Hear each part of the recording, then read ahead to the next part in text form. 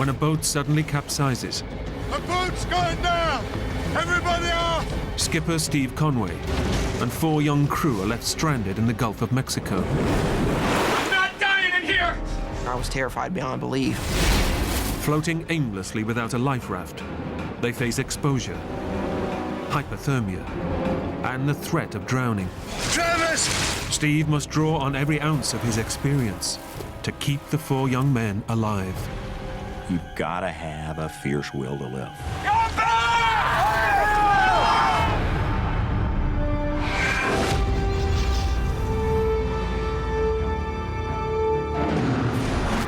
Swim as hard as you can. I can't do it! I can't do it!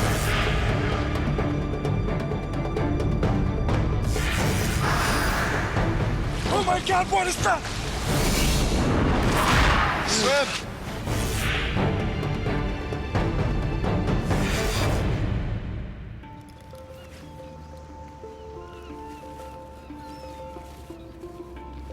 Skipper Steve Conway and the crew of the Cynthia Woods are preparing to set sail on an epic boat race. Hey, where do you want me to put this food? Behind the stove. Steve is a vastly experienced sailor. A Coast Guard commander for 21 years, he has a lifelong love of the ocean. Ross? Yeah? You got that halyard connected? Yeah, it's all done.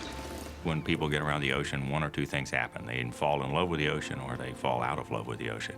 And I can't really explain why it happens, but for a number of us who go out on the water, there's just an affinity, a feel for it that's like nothing else.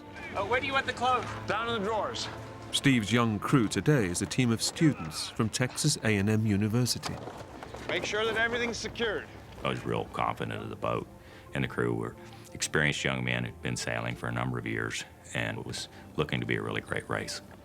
Hey, Steve! Hey. Is that it? Yeah, we're getting there. His right-hand man on board is a young sailor he's known for 3 years, 22-year-old Travis Wright. I'd been sailing with Steve for 3 years at that point. An excellent sailor and a very safe person, but very experienced and definitely the leading presence on the boat. He was definitely fully in command. As Steve bids his wife goodbye, he's all too aware of the responsibility he has for his young crew. All right. Travis, can you do the stern line? I was designated skipper of the vessel, and as such, the skipper is ultimately responsible for everything. It's not a responsibility that you take lightly, and it's not a responsibility you can walk away from.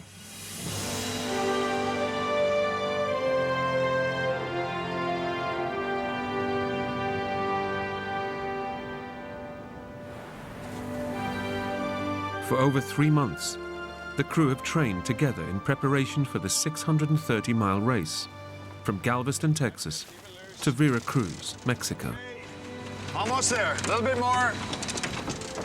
The feel of the wind and the sound of the wind through the rigging and the feel of the boat in the waves is just almost addictive. They sail 6 miles out of the harbor, and boat safety officer Roger Stone counts them down to the start of the race. What time is it now, Roger? Okay, 20 seconds, 20 seconds! 20 seconds, gentlemen. 20 seconds. Roger was a very experienced sailor, very experienced racer, a really great coach. Just a great way of explaining to the young men and women what to do and how to do it. We're coming up to the line!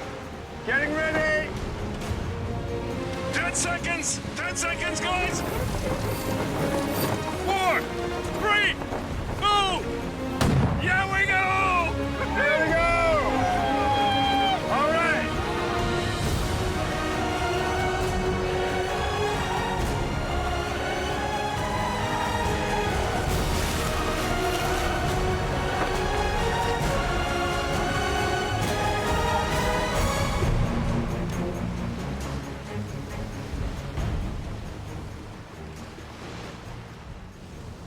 They soon break away from the other boats and head out into the high seas of the Mexican Gulf.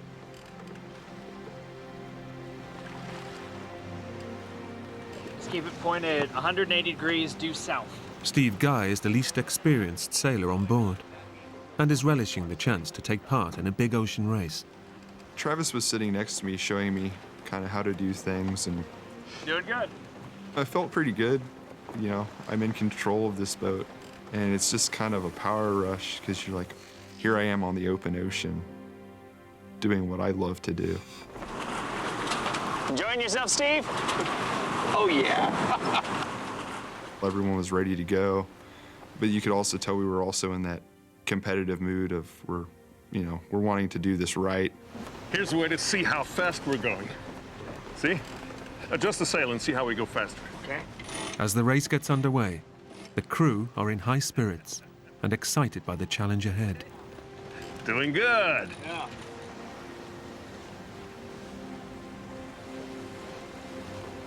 For over 6 hours, the Cynthia Woods makes superb progress.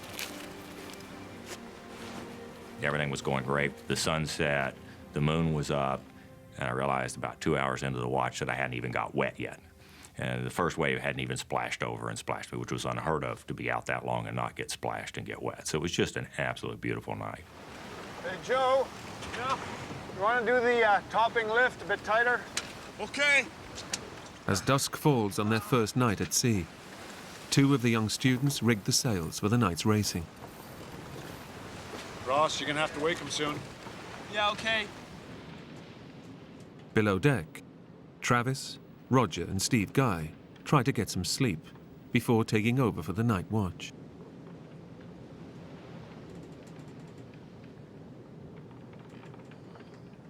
It wasn't my time to go on deck yet. I just decided, okay, I'll get up, I'll get something to eat, I'll go, shoot the breeze with the guys on deck and see what's up and start getting settled in.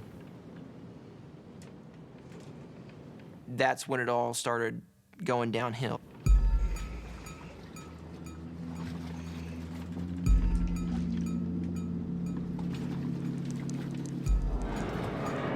Finding water inside the cabin is not unusual, but Travis instinctively suspects something is badly wrong.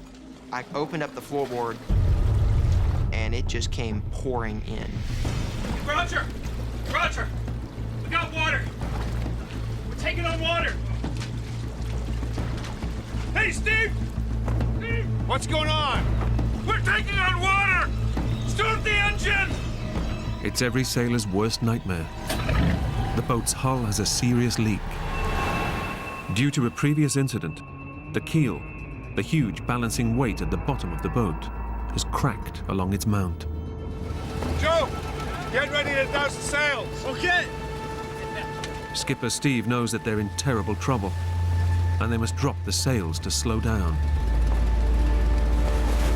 But before the guys can get the sails down, The keel of the vessel parted completely, came off, and the boat went instantly into the water.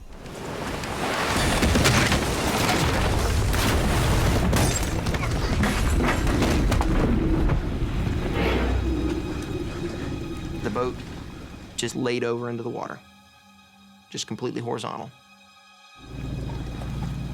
All of a sudden, the lights go out. The engine shuts off. What happened? I don't know! up on deck, Skipper Steve is clinging to the capsized boat. I was hanging underneath the boat because it wasn't still up out of the water at that point, thinking it was time to go.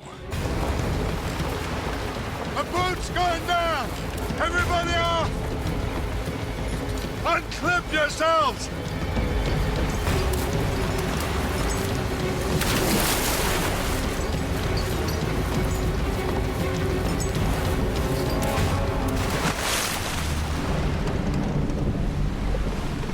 In just a matter of seconds, the boat has completely overturned.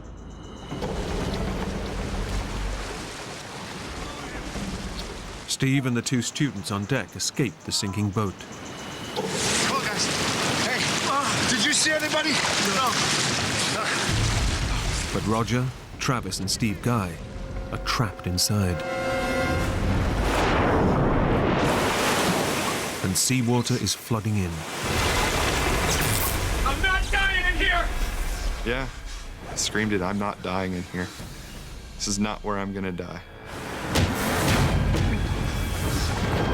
Unless they can find a way out of the cabin, they are just seconds from being dragged to the bottom of the ocean. Emotion's telling you at that point, you're screwed. I mean, there is no way out of a situation like this.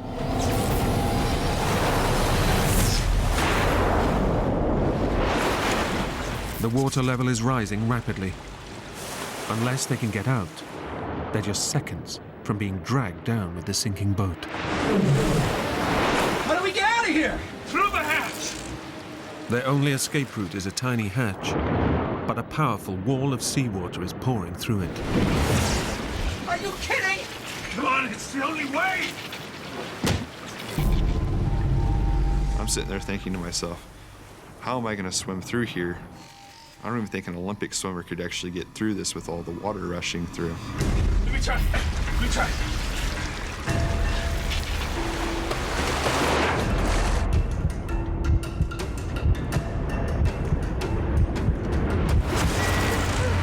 I can't do it! I can't do it! We couldn't even hope to match the flow. I was hoping to grab the sides of it and force my way out, but the first time I tried that, it blew me right back.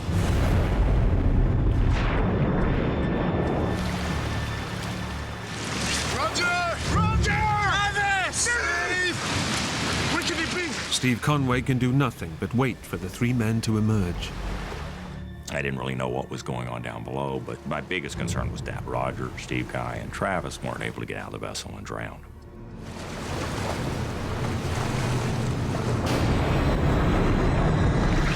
Gotta get out of here, man. What are we gonna do? I was terrified beyond belief. I don't even want to see what my face looked like at that point. Take a deep breath. Go for it. I'll push you through. It's your only chance. As I was trying to go down the second time, Roger grabbed my legs and pushed.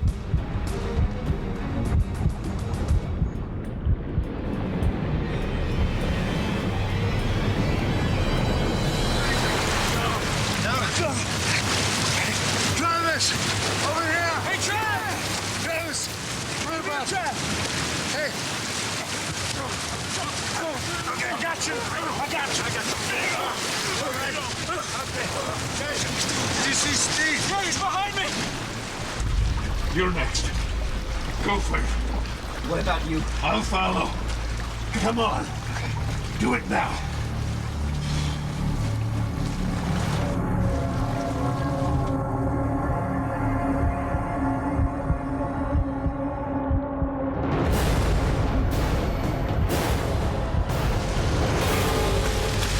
Steve! Steve! Steve! Come here! Come on! Do it! Bring over! I got you! Okay! Hold on! Hold on! Hey! We got you! 5 of the 6 crew are now out of the boat, but there is still one man missing. They wait.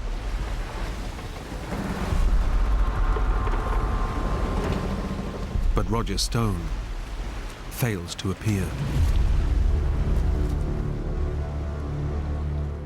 Nobody knew what happened to Roger. Nobody had seen him come out the other side. We didn't know if Roger was in the boat or if Roger was floating off in a different direction. Should we go back and get him? What do you think, Steve? No! I would have never let anybody go back in. In the situation we're in with all the lines out and underwater, there was no real chance that somebody would be able to dive underneath, get in there. I could have gone inside the boat with absolutely no lighting whatsoever, felt my way around and never found him, even if he was in there, because there's too many nooks and crannies in that place. And I would have had to do it all on one breath of air. He's an experienced yachtsman. He'll be fine. He'll stay with the boat. The crew now have to focus on their own survival. Steve Guy has escaped the boat with no life jacket. Travis! Travis! Go to the boat! Okay! Hit the ring! We'll go! Okay. Skipper Steve sends the crew back to the boat to get the emergency flotation ring. All right, hold on. Yeah, okay. It was very crucial. We already knew that Steven didn't have a life jacket. If he had the horseshoe ring, he'd have something to float with.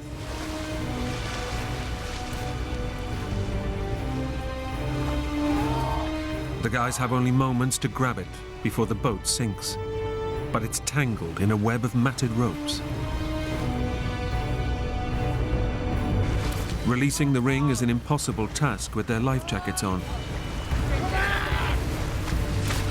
Try it without your jackets! No, don't take off your jackets! Do whatever you can, but keep your jackets on! Okay. Wait. Skipper Steve and the young student are being dragged away in the current. He knows he must take immediate action. At this point, there's a couple of major things you try to do. The first thing you try to do is stay with the boat. The second thing you try to do is stay together. So in this case, Steve and I couldn't swim back to the boat. So I decided that it would be better for us to stay together. Also, I wasn't sure that my flotation was enough for both Steve and I. Guys! Wait!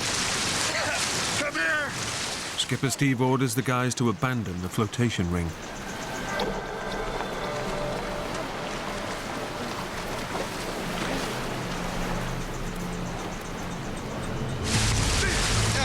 Need your help. Steve doesn't have a jacket. Let's stick together. Yeah, come here. Use your belts.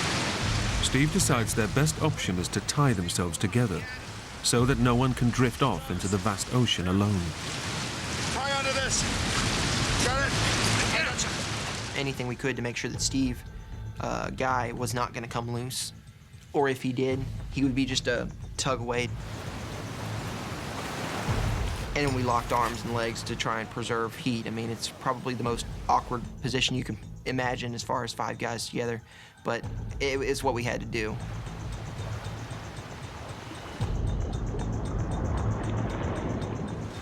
As their boat sinks in front of them, all they can do is pray for rescue. But in the dead of night, and 60 miles out at sea, nobody knows they're missing.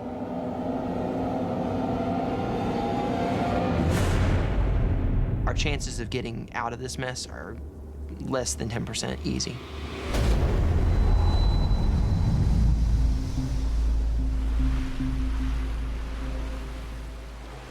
The Cynthia Woods sank in just a matter of moments. And with it, all of their emergency equipment is gone. The only thing you've got is the people that are with you and the clothes on your back. The crew had no time to raise the alarm, so no search party will be called out until dawn. Steve Conway knows that if his student crew are to survive the night, he will have to draw on all his years of experience as a skipper. Until you walk back ashore, you're still the skipper. And I was very conscious and focused on making sure that everybody was okay. We're gonna be fine. We stay together. We'll be fine. But adrift in the vast ocean, they'll have to survive in one of the most challenging environments on Earth. During the first night, the immediate thought process, conserve your energy. You don't know how long you're going to be in the water. You don't know when somebody will show up to rescue.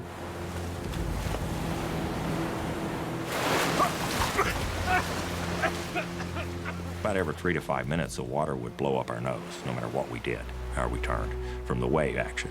And you'd gag it up, spit it out, curse for a minute, and about 3 to 5 minutes later, it'd happen again. Try not to swallow the water. I can't help it. Seawater contains 3 times more salt than human blood. It's so concentrated that swallowing just a mere pint can cause kidney failure and death. You do not swallow salt water at all. You get that stuff in you, and it'll kill you.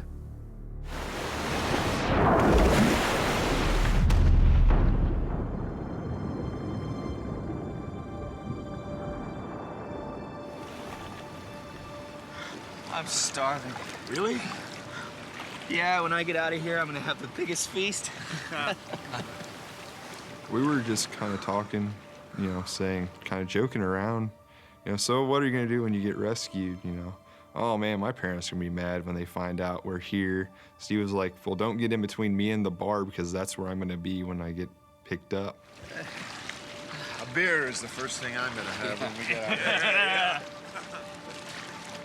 Joe, you still got your shoes on? Everybody else had lost their shoes except Joseph, who had a brand new pair of Nikes. Nothing's gonna take my shoes from me.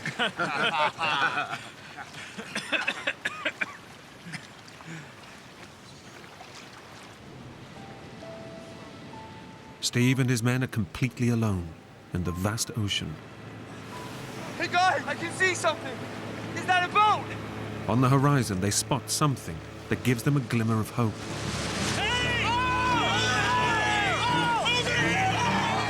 You know, we're 60 miles off the coast of Texas. We are outside the shipping lanes already. Our best possible chance of rescue at this point in time is going to be a fishing boat that happens to be out here. Save your energy, they're not gonna hear you. Wait, this might work. They do everything they can to catch the boat's attention.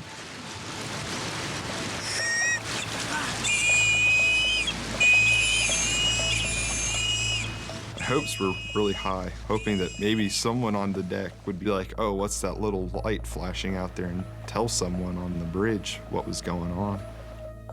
But that didn't happen. Even if we do see somebody and trigger, you know, any of the signaling devices we all have whistles on our vests and lights and that kind of stuff. There is a very slim to none chance that they're going to see us and recognize us as people in distress. But the boat fails to see them. Shoot! I'll be honest. I will. I'll be honest.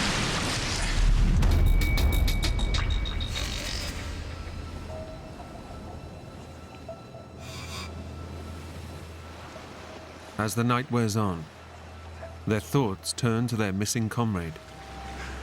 Where do you think Roger is? He's probably on the life raft chugging a beer. Raj.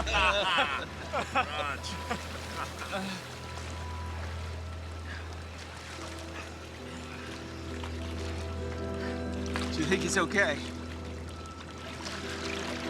He'll be fine. He's an experienced yachtsman. He knows what to do. I think all of us kind of kept a hope that he did get out. I mean, kind of deep down, there was that, well, maybe he didn't, but it was always the positive that always came out.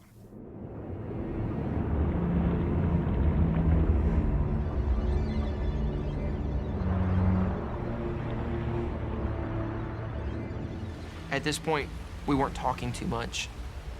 You know, that kind of died off. We just kind of sat there and did our thing, stared off into space.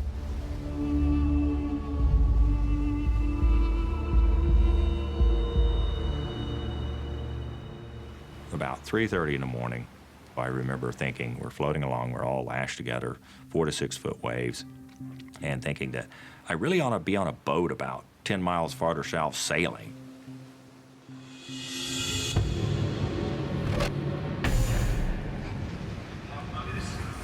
It was almost dreamlike and surreal.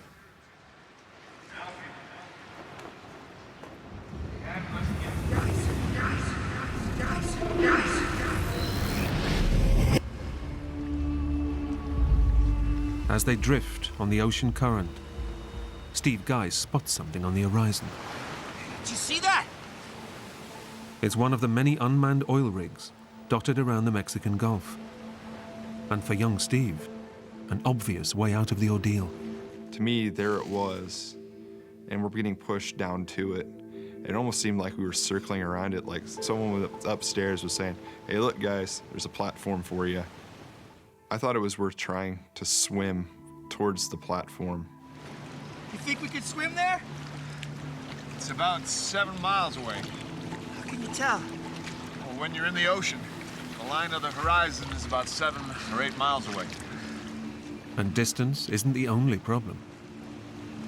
So I have to realize that that structure is 100 and something feet over the water. And even if you swim to it, how do you get out of the water? What do we do when we get there, huh? How do we get on it? Travis was the student skipper and sort of second after me, so he was my rock that I stuck with as far as any kind of discussion about what should we do. Should we try to swim? Should we do this or that? We'd be swimming against the wind. We use up all our energy. And for what? It was kind of disheartening when the decision was made to just kind of drift past it. Skipper Steve makes the decision to conserve their energy.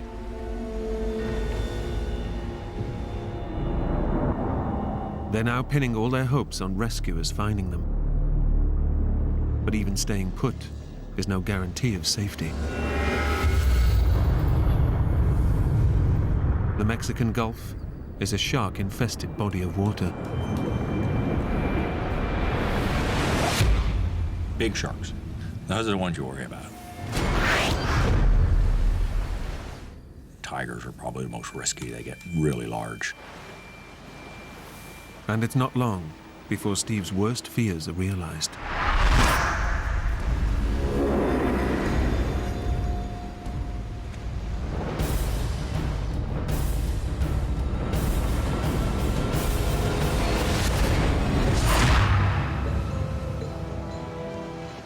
And I saw a triangular fin go by. None of the other guys saw it. Desperate to ensure the young crew stay calm, Steve keeps the sighting to himself. I'm certainly not going to say something that's going to unnecessarily concern them. If there's something they need to know, I was sharing it with them. But they didn't need to know it, then they didn't need to know it.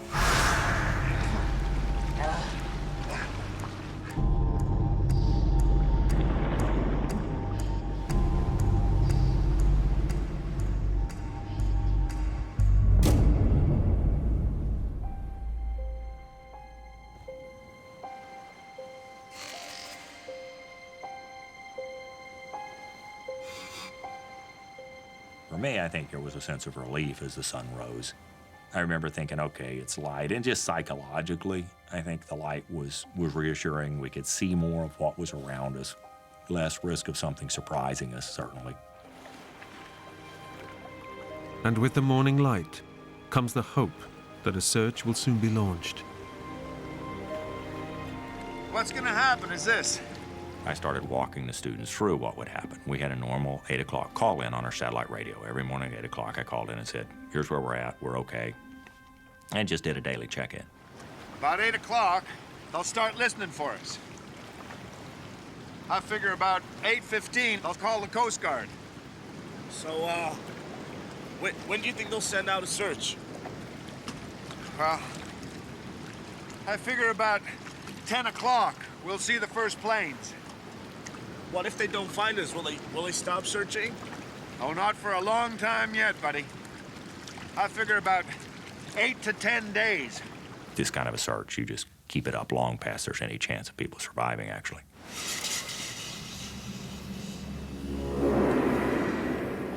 But dawn also brings with it the intense heat of the morning sun.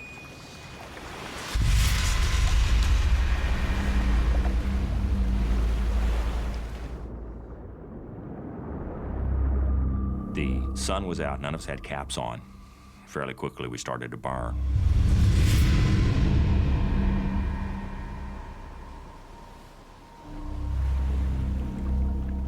My God, it was hot as heck. It felt like being in a sauna. We were just boiling.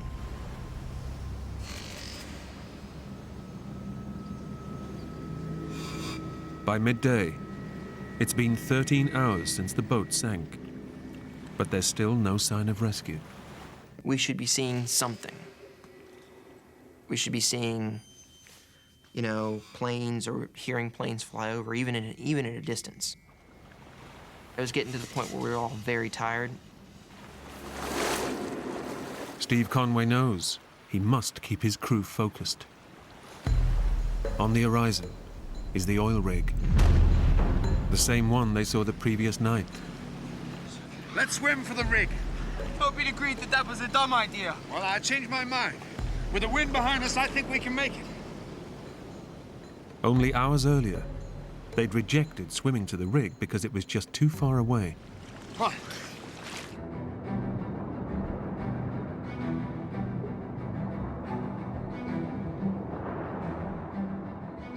Having dismissed the exact same thing probably 12 hours ago, I clearly thought that rig was a good idea.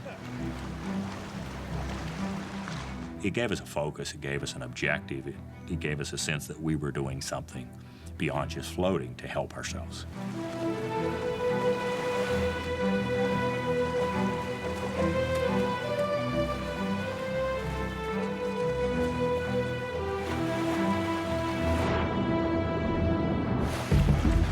The life jackets were very much starting to chafe on us and starting to really rub parts of our skin raw.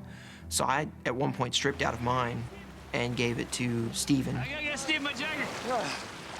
Oh, thank you, Travis. The men swim for over 2 hours. But they're making almost no progress towards the rig. And the effort is draining. It was the dumbest thing I can think of possibly doing in retrospect, because I was thinking that rig was probably about 5-10 miles away, but my perspective significantly skewed at that point. The energy expenditure of trying to swim against the waves and against the wind, you're not going to get very far for the amount of energy that you're going to put out.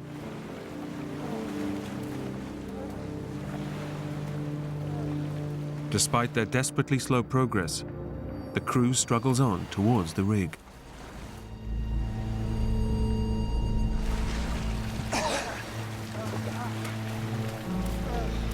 But exhaustion is not their only enemy. Stay calm. Swim this way. You don't want to be on the wrong side of that. Come on. We saw a Portuguese man-o-war, which is a jellyfish. Behind them will run anywhere from 20, 30, 50, 60 feet of tentacles stretched out with stingers on them. The long, deadly tentacles are filled with venom. As long as you stay away from them, you're fine. But you get stung by one of them and you're dead. We saw him drifting toward us.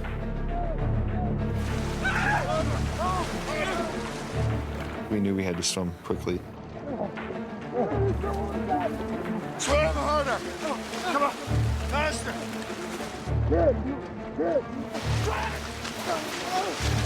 Come on. Come on. Okay. They finally escape the deadly jellyfish. But they've pushed themselves to the limit. Getting to the rig now is impossible. Exhausted and dehydrated, they're forced to abandon their attempt.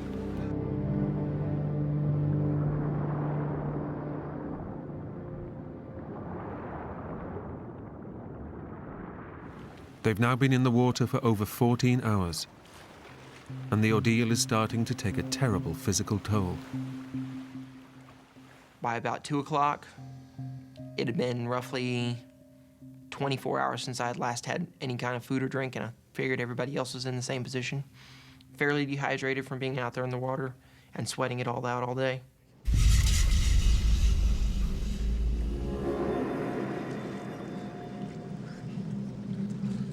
The human body can survive 48 hours without water.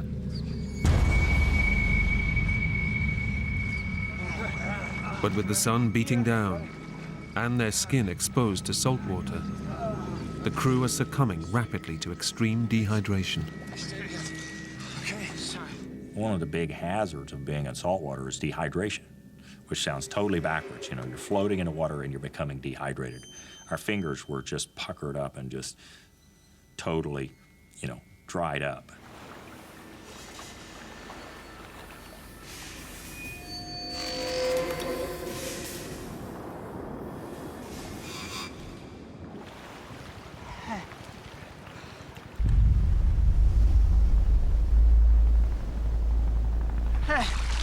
Hey!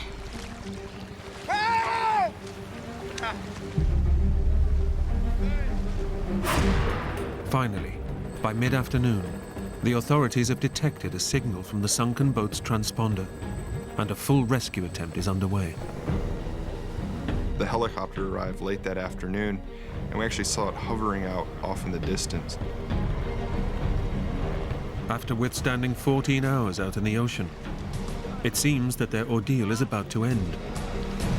Go over here!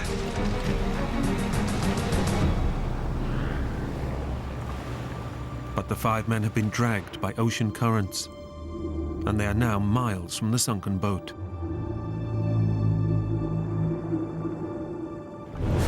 They can do nothing but watch helplessly as the search plays out in the distance.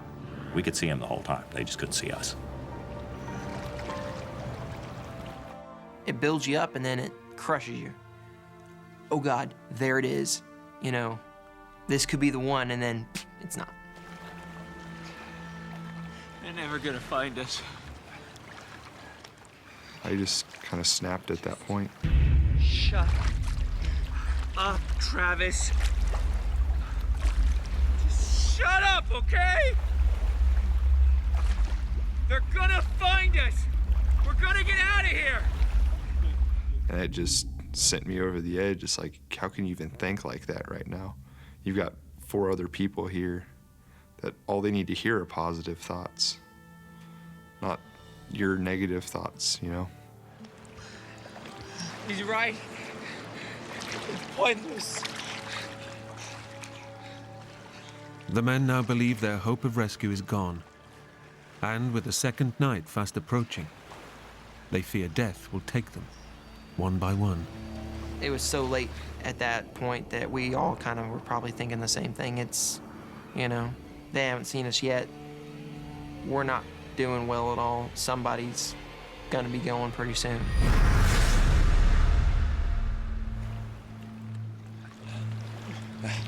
Come on. Come on, guys. Joe, come here. Come on. Travis, come here. Come on. Closer. Come on. In together. That's it. Good. Come on. We stay together, right? A whole day, with no protection against the blazing sun, has pushed the crew to the edge. The lower portion of my stomach was burned. My arms were burned, my legs were burned, and my face was burned. I wanted the burn to go away. Dear God, did I want the burn to go away?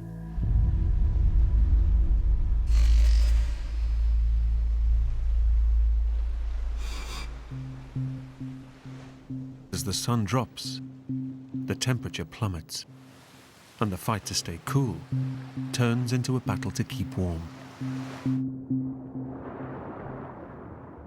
It was getting to the point where we were all very tired. I think I probably blacked out for a few seconds every now and then.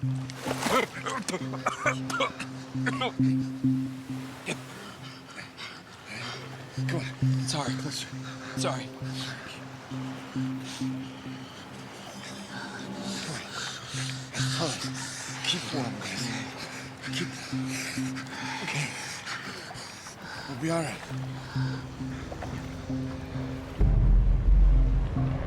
With light fading, the rescue helicopters begin to disappear over the horizon, and Skipper Steve drops a bombshell.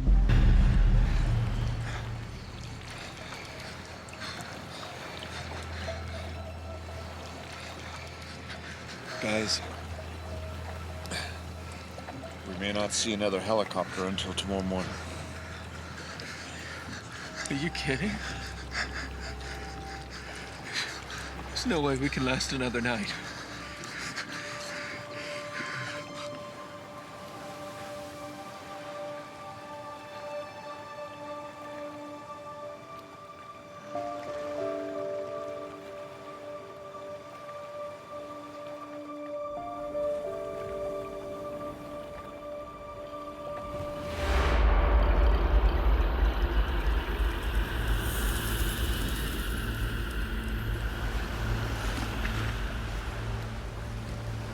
I was deathly afraid of the impact of the young men I was with dying on their families. To be in any way responsible for somebody, a parent, losing a child, I couldn't imagine.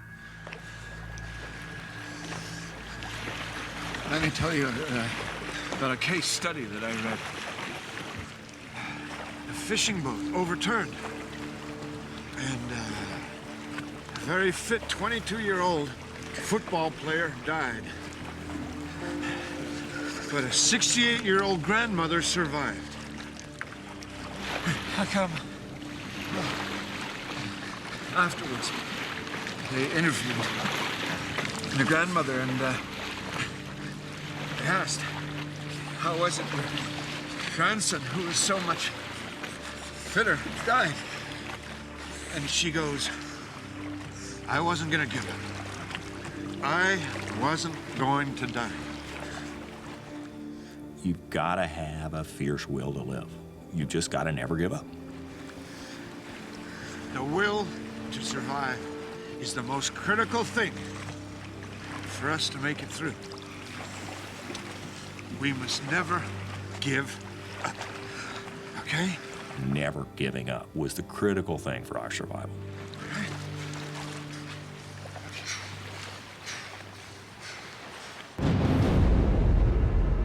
But the will to live isn't enough to protect the crew from the effects of severe hypothermia.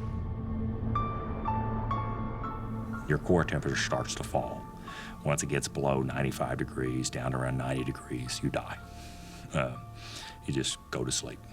It's not especially traumatic. You just fall asleep and don't wake up.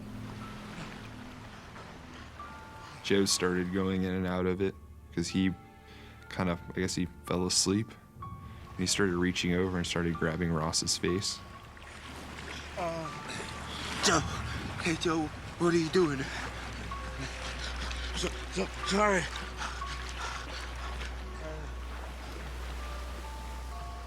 Ross, the smallest of the group, is beginning to drift in and out of consciousness. Ross was in the worst situation because the rest of us are fairly big guys. Ross had zero body fat, so he had no insulation like the rest of us, and it was noticeably affecting him more. He wasn't talking at this point. Skipper Steve has done all he can to keep his crew alive. But after nearly 20 hours in the sea, he too is now fading fast. We'd all been out in the water the same amount of time. The bigger guys would have probably lasted an hour, maybe two more. But if Steve was going, we didn't have much more time either.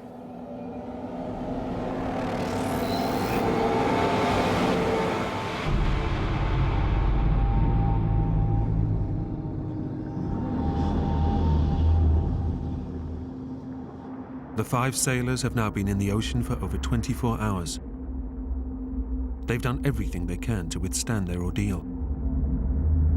But they're losing the battle to survive.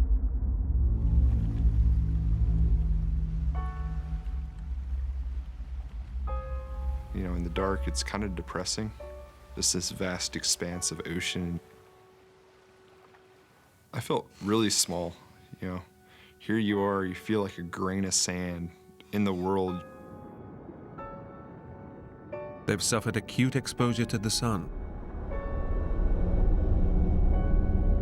extreme dehydration and hypothermia, and are now just hours from death. Nobody was saying, oh my God, they're not gonna find us, oh my God, you know, we're gonna die out here. Nobody had vocalized it. But we all kind of were probably thinking the same thing.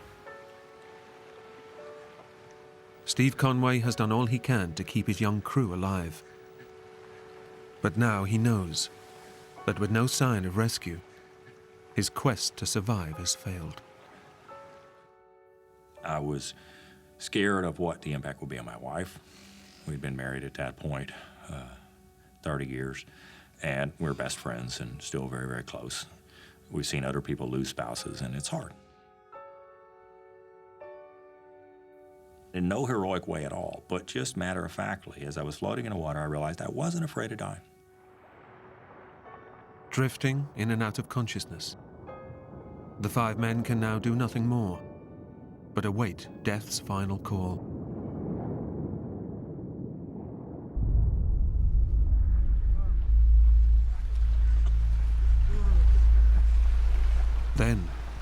Out in the darkness comes the sight they've been dreaming of.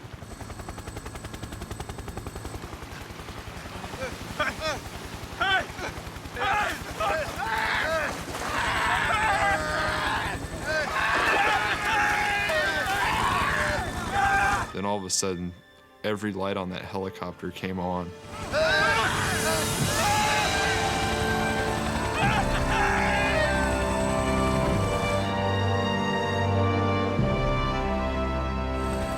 The rescue search hadn't been abandoned for the night. The Coast Guard had tracked the ocean currents, which eventually led them to the missing crew. Everyone just screamed it. I'm happy, we're going home. It all really set in that it's finally done, it's finally over. We're getting out of this and we're getting out of it alive. The 5 men were airlifted to the hospital, and they all made a complete recovery. But when the Coast Guard finally salvaged the sunken Cynthia Woods, they found the body of missing crew member Roger Stone. Nothing we say or nothing we can do can honor Roger more than his actions of the 6th of June 2008 when he stopped, got those 2 students oriented out through the flowing water, out of the boat, ultimately at the risk and sacrifice of his own life. And so it's never appropriate to talk about this without recognizing Roger's sacrifice and the sacrifice of his wife and 2 children. I would not have made it without Roger's help.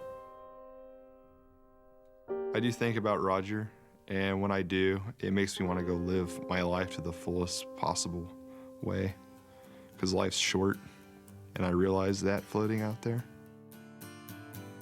The only thing I decided to do different when I got back was that I was going to savor things more.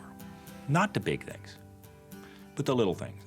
Over Christmas, I was holding my grandson probably for the 14,000th times, and I stopped for a minute and I thought, this is just wonderful. And my takeaway message as I hold him and have my daughters and my wife around me is life is wonderful. You just have to savor it. And that's what I'm doing different.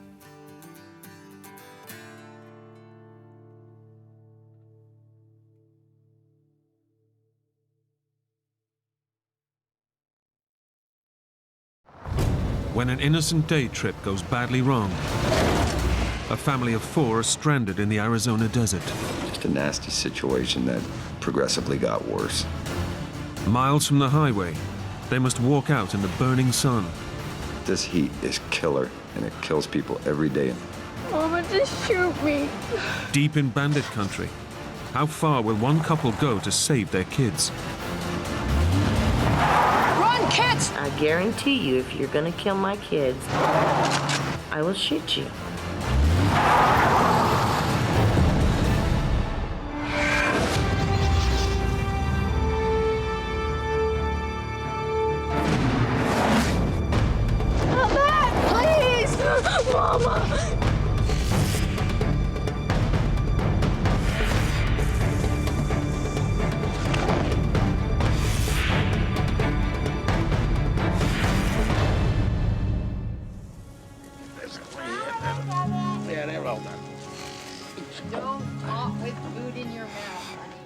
Shelley, her 2 children, and new boyfriend Roger are enjoying an afternoon out in the Arizona desert. My kids both have been raised in the outdoors. Tiffany was attending school, and Michaela had just started kindergarten. Where did you learn? This is an extra special trip. Shelley's boyfriend Roger has just moved in and wants to make sure everything runs smoothly. What helped the relationship is because the girls really liked Roger. He was always very, very kind to me. Hang on, let me get you a nap. Tiffany, at 9 years old, was always reaching for a father figure. It was like, okay, I guess we're gonna try to make this work because the kids really like you. You seem like a good dad. There you go. Oh, boy, oh, boy. Okay, that's it. The girls are my life, and they have always been my life.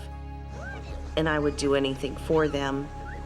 It's a good break to get out in the desert, and it's close enough, and you can grab a couple packs of hot dogs and some buns, and we're good to go. The family have driven from their home 40 miles away. Okay. For Roger, it's new territory.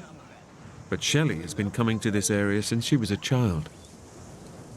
Coming from a family that didn't have a lot of money, the entertainment that we would do as a family is go out in the desert.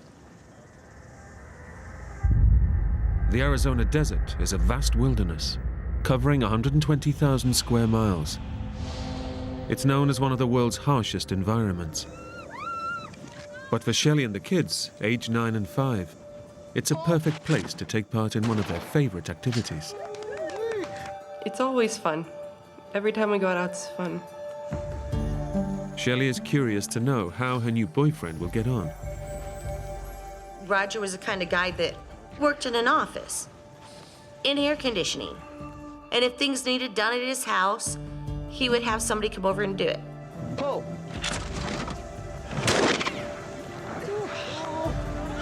That's my first try. We were just having a good time. Everything was great. The day's gone well, but by 4 o'clock, Shelley wants to make sure they get home before dark. At night, the desert becomes a sinister place. You don't know who you're gonna run into. There's a lot of illegal trafficking. Shelley's worried about dangers from the nearby Mexican border. Violent gangs patrol the area, threatening anyone in their way. They'll try to run you off the road, or they'll just run right into you. But the dangers of the night are far from everyone's mind as they make the 1-hour trip back home. And the kids are talking, we're laughing and giggling. Shelley's made the journey many times before. Shelley knew that desert better than most anybody else that I know. I, on the other hand, I'm from New Jersey. Today, the family had their picnic somewhere new.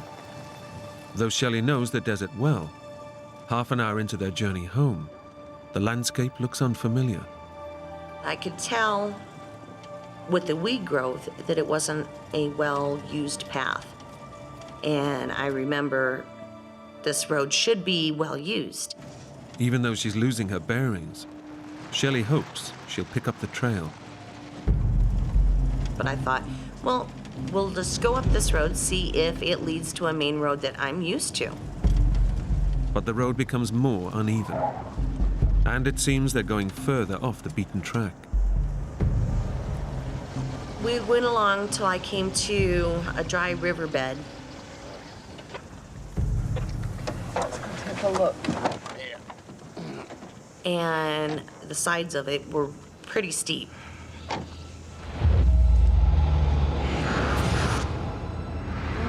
I don't think we can make it. Being in a two-wheel drive truck, your only traction is your back tires. I says, oh, I'll drive. I'll get us through there. We'll be out of here in no time.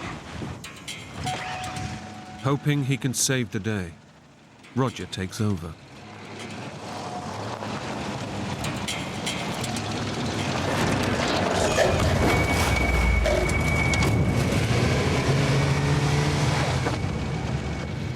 The bumper got hung up on the downside, leaving the rear wheels off the ground spinning like this. The family truck is ill-equipped for this type of terrain and is now totally stuck in the sand. Girls, get out. Roger has a plan to get them out of trouble. We gotta get some sticks and stones, put them under that wheel, and maybe we'll get some traction and get out of here. I didn't really know what was going on at first. I figured they can get it out. We tried putting more rocks up under the wheels because, keep in mind, the wheels were this high off the ground because the truck was sitting like this. We didn't have shovels, of course. We're just going out to go shooting, right? No,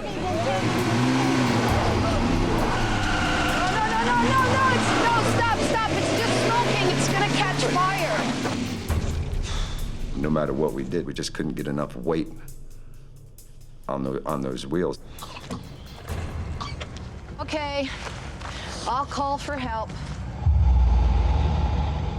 The cell phone that we had, the battery was dead. There was no charger in the truck. I should have just stuck to my decision and says, no, we're gonna turn around here. We're not even gonna try this.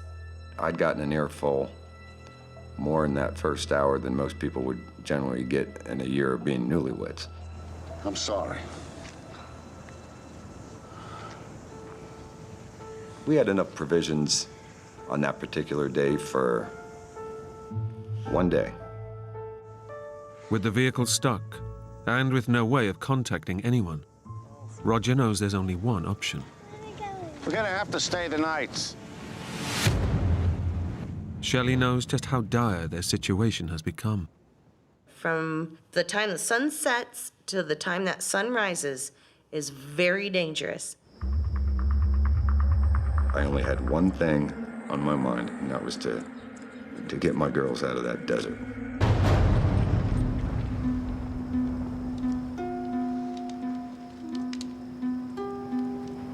I don't really remember anybody falling asleep that night.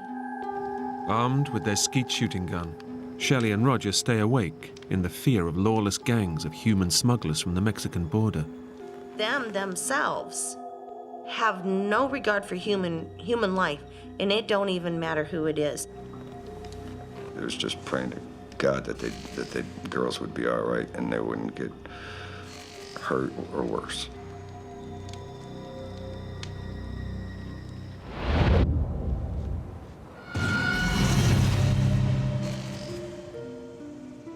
Relieved when the morning arrives without incident, everyone tackles the day with renewed energy. We're encouraged, we're kind of energized to say, by gosh, we can do this. We really thought daylight would help us so that we could see exactly what kind of situation we were in.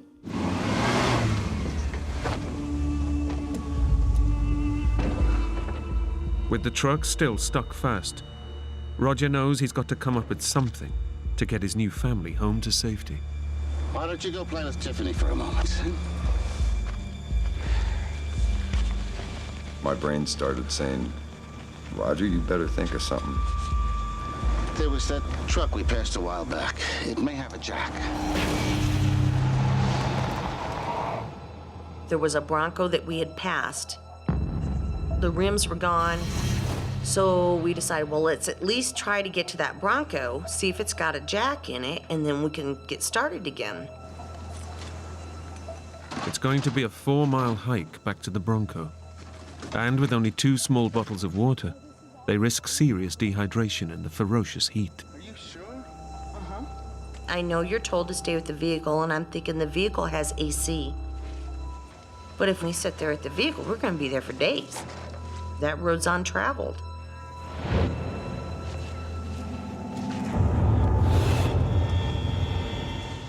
Even at 7 in the morning, the sun is wearing them down. We knew it was going to be hot, real hot. Not what most people in civilized countries are used to. Not your 85, 90 degrees. Try between 115 and 118 degrees. It's particularly tough on the kids. Their lower body weight means they get dehydrated quicker. Oh, honey. Oh, every 20 feet, everybody's sipping water, and I'm noticing that there's only one small sports drink bottle left. Take it easy, Tiff. We gotta make it last.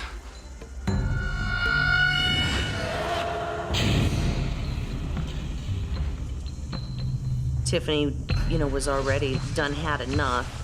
And I says, well, let's just get to the Bronco. We'll find the jack and we'll get out of here.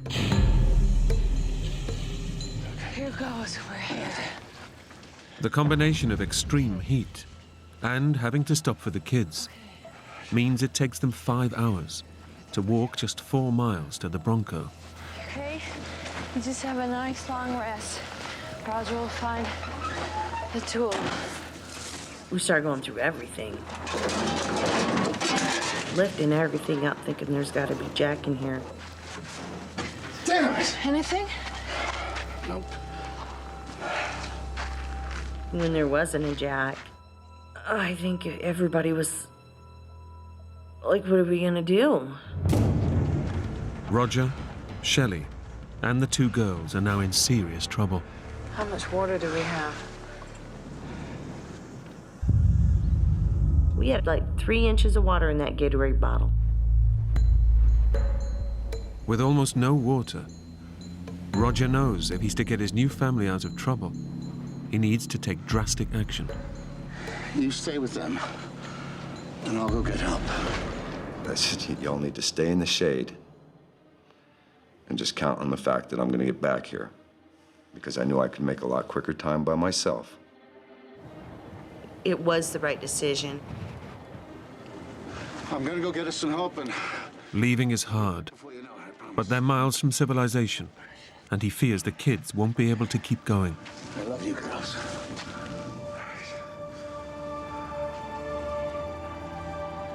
Probably the toughest thing that I've ever done in my whole life.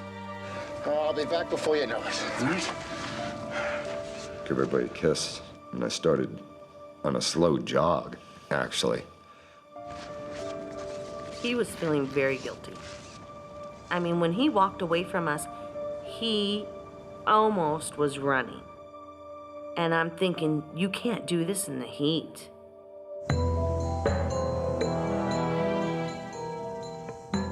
Roger's best chance of help is to find a main road, but he has no idea where he's going. And after just half an hour, he's feeling the effects of the 118-degree heat.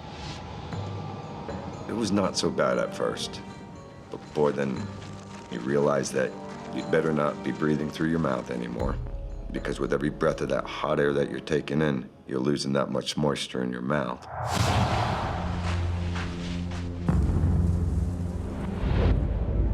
Roger has been following the only path in the vast wilderness of the desert.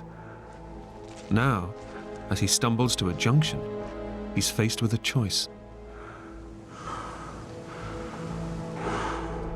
One way leads out, the other takes him deeper into the desert. There's not much tire tracks. I'm thinking to myself, this definitely is not the way out.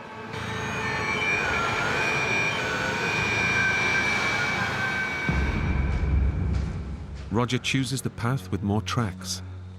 With Shelley and the girls depending on him, he can only pray he's made the right decision.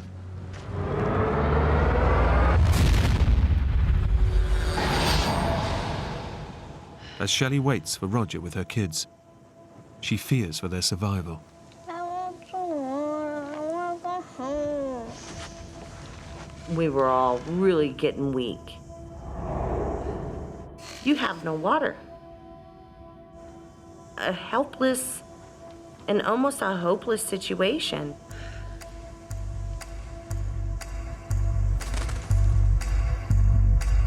They've pinned all their hopes on Roger. But 3 miles down the road, he is totally lost. I slowed down for a second, and I looked at the enormity of that desert. With the sun just blaring down, ruthless on your face. With no point of reference in the endless terrain, Roger must do everything he can to keep his bearings. My thought process is that as I find my way out, I darn well better be able to find my way back.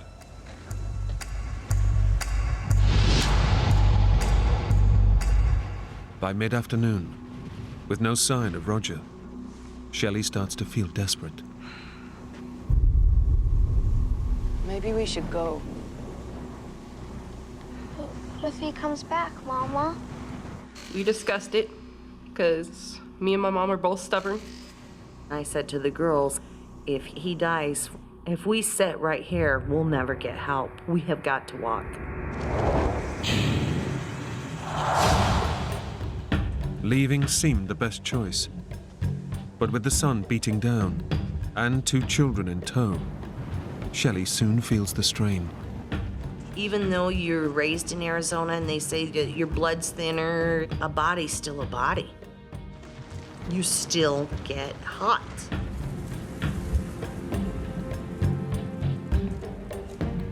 It's kind of like standing next to a fire, but the fire's above your head, and you can feel yourself being burned. And you're running out of complete energy. There's no more energy left. Determined to find help before night falls, Roger has now been walking for 8 hours. The grinding heat and the lack of water is one heck of a combination. You're suffering some serious amount of sunstroke. In these conditions, the average person needs 2 pints of water per hour. But Roger's had none all day. Out of nowhere, he sees something that could save him. I thought there must be something. A cattle trough in the distance could be his lifeline.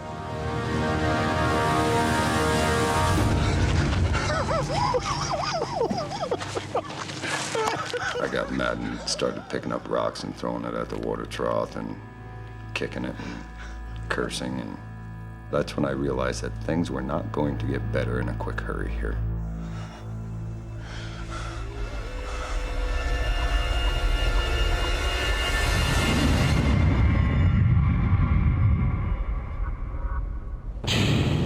Hours after setting off, Shelley and the kids find it hard to cover any distance in the suffocating heat.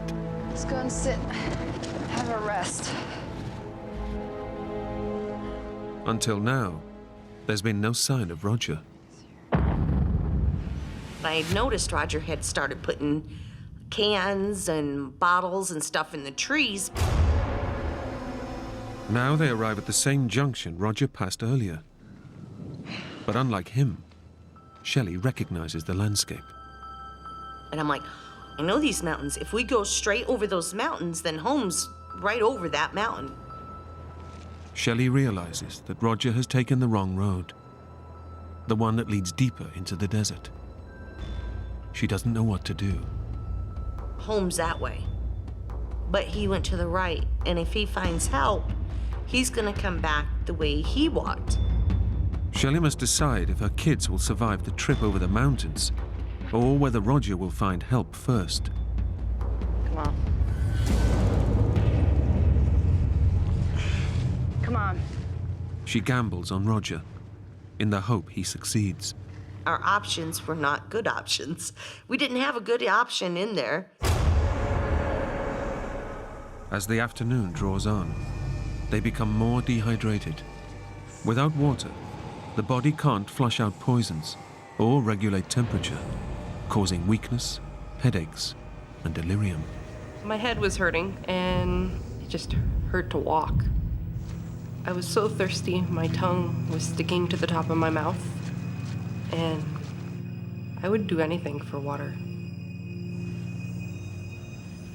The thirst, you get so thirsty. If you could have anything in the world, what do you want? A big glass of ice water.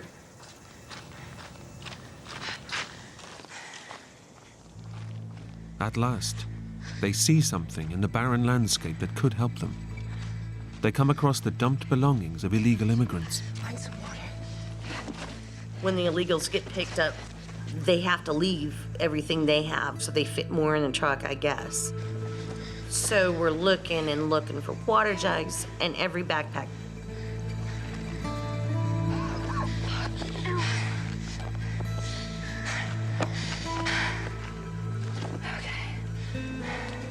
Do you think all these people died after your mama? Oh, of course not, honey. Do you think we're gonna die out here, Mom? In my mind, I'm thinking, I don't think we're gonna make it. But at the same time, you can't express that to your kids.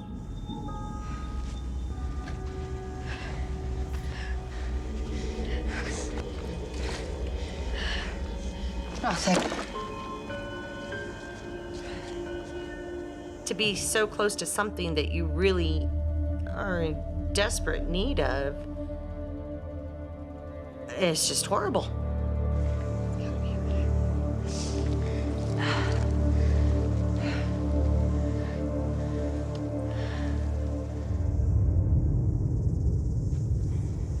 Though exhausted, they keep walking. But their thirst is becoming unbearable. There must be some water in there. There must. Hours after Roger, they come to the same cattle trough that he passed earlier. Nothing. Just have a little rest.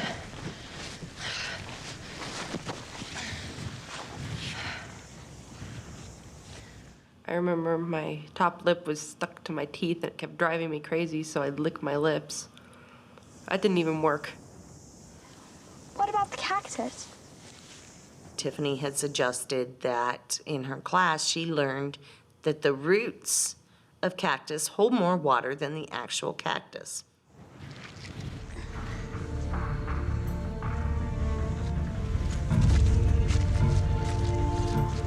I can feel some moisture.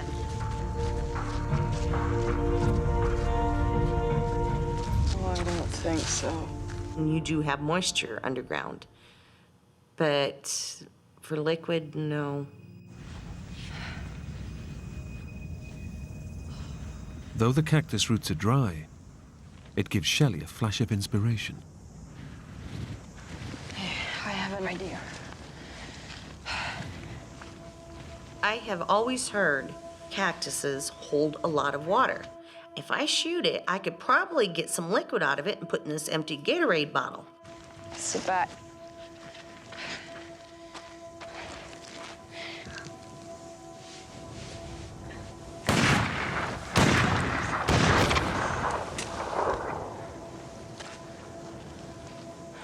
There's no water. It's almost like a sawdust, like fine wood chips inside it. That's it.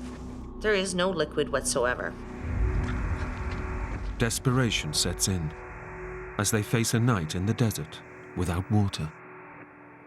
That was it. We were done.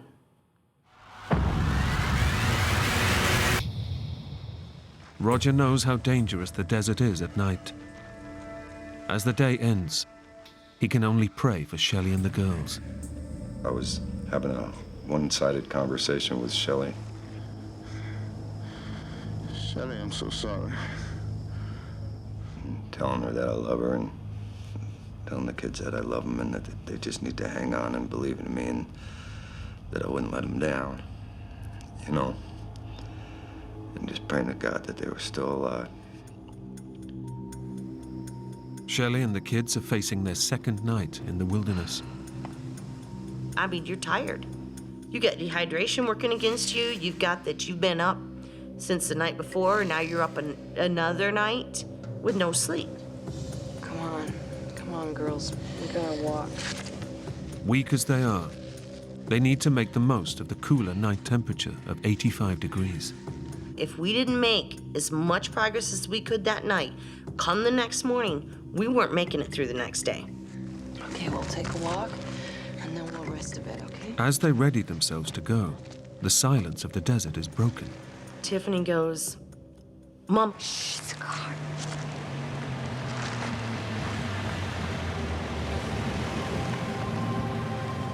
In their relief, they forget all about the dangers of the desert. I'm like, oh, thank God. We got help. We got help.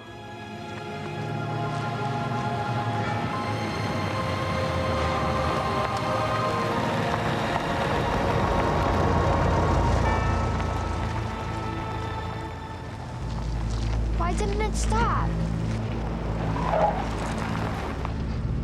Shelley feels uneasy, and more so when the car turns and faces them.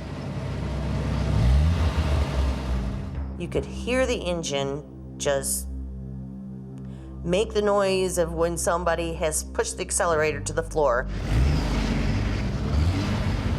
It dawns on Shelley that far from rescue, the driver is a member of one of the notorious gangs of human smugglers from the Mexican border. Run! Tip, grab Michaela! I don't know where this energy came from. I was just running for my life. There was no other thoughts, just, I'm getting out of here. I guarantee you, if you're gonna kill my kids, I will shoot you.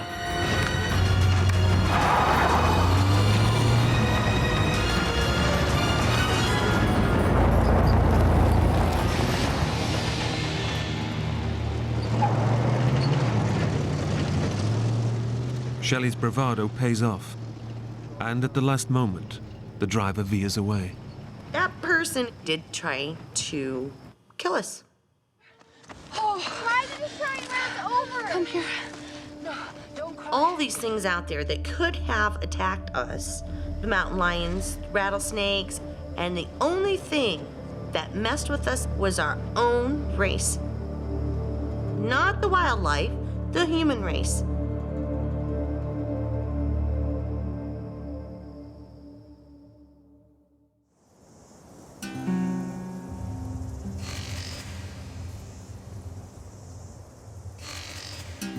Morning brings a return of the relentless heat, and with it, their chances of getting out alive decrease. I knew we would not make it through the second day. I already knew that. Their only hope of survival now is Roger. But he's struggling as he tries anything to quench his thirst.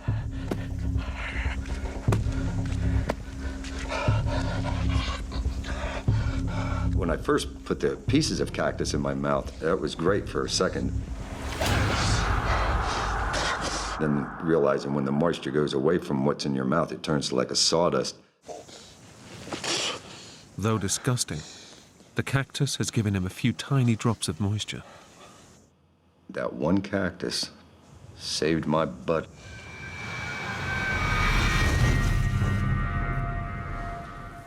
It's been 24 hours now since the girls have had any water, and they too are desperate. We've kind of lost our mind at this point. We're way dehydrated. Mama, can I tell you something weird? What? In our science class, we were told that you can drink your own pee. Really? And I said, oh, that can't be good. Mommy, I just have to have something. I am so thirsty. I'm like, oh my goodness. Okay, well, we are so thirsty.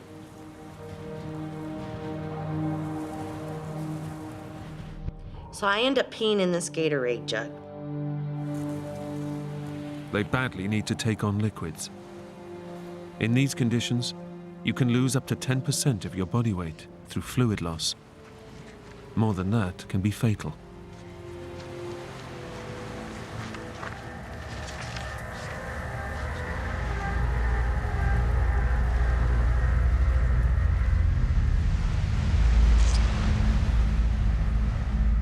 Yeah, I will never forget the taste. It's absolutely disgusting.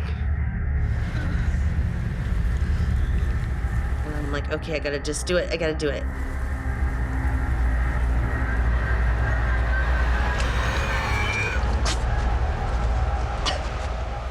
And then I made Michaela. Drink it. Just wet your mouth. It's just so sickening. You can never, ever even imagine to bring yourself to do that.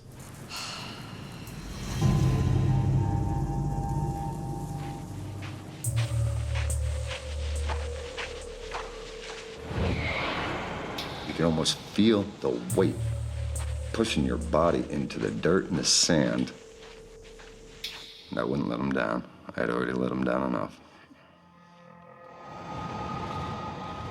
With no sign of help, Shelley makes a last attempt to get attention by starting a fire.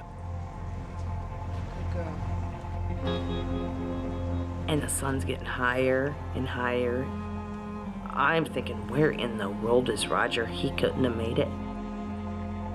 I told you I'd come back, girls. Roger? What? At last, it seems their prayers are answered.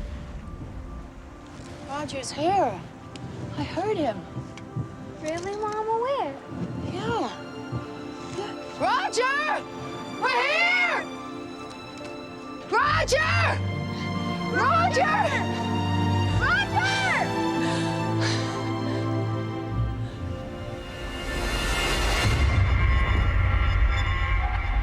He ain't close to us at all. But your mind takes a vacation. Can you hear him?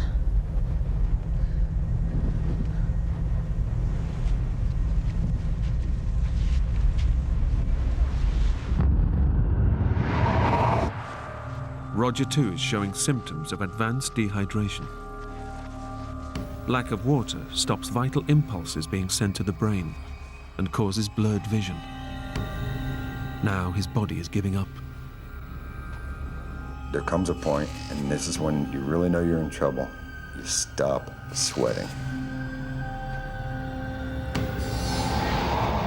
Because now there's no moisture left in your body to get out of your pores. But however tough it is, the thought of Shelley and the kids drives him on. You think about your family. You can't give up.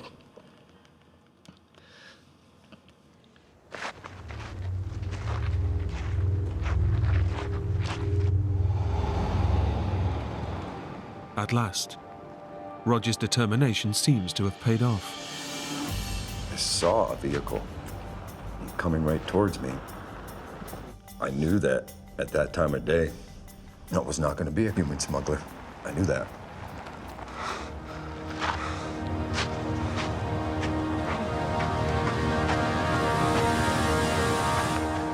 I thought everything was going to be okay then. Finally, Roger thinks he's found the help that's going to save his family. Thank God. I'm thirsty. My girls need help. I hardly talk because there's no moisture, and I'm saying I need help. Please. Agua. Agua. What was that, amigo? The girls are... I think we got ourselves a genuine legal. No. Ain't that right, amigo? No. Please, I'm thirsty. Thirsty. Thirsty? Yes. You want a drink? Please. Oh, here we go.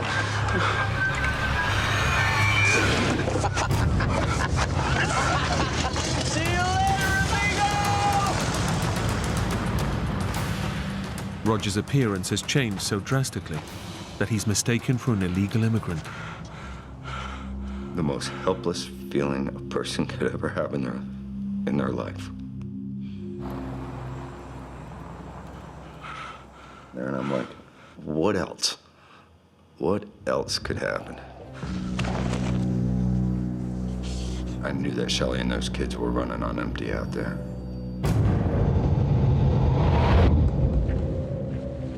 Now well into their third day, the girls' chances of surviving get less with every step they take. I kept thinking, I wonder if Roger's made it. Has he passed on? Do I need to keep walking? Mama, I can't go on no more. After 2 days without water, the effects of dehydration are causing the children's small bodies to shut down.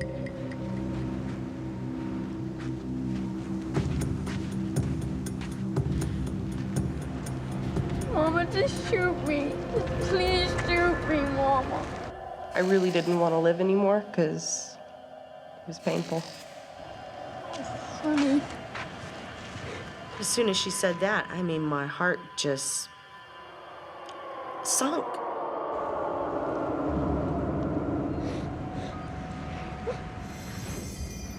Come on, my sweetie. We'll do it together. Just one foot after another, okay, honey? She just keep pushing us forward. I knew I had to keep going. I can't lose these kids. I brought them here on Earth. I can't give up.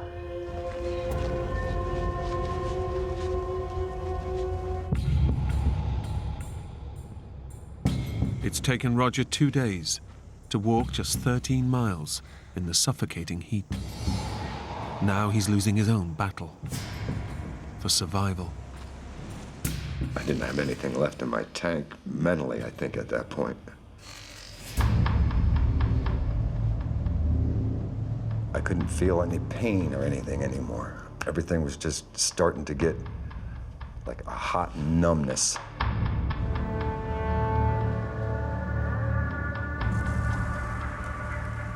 As Roger gives up all hope, yet again he sees something on the horizon.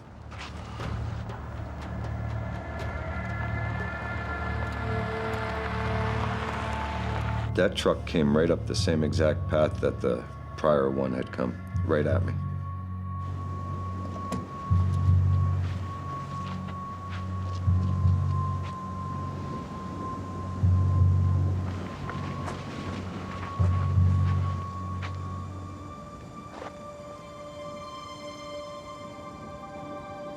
Roger? He had recognized me because he's calling me by my first name right away.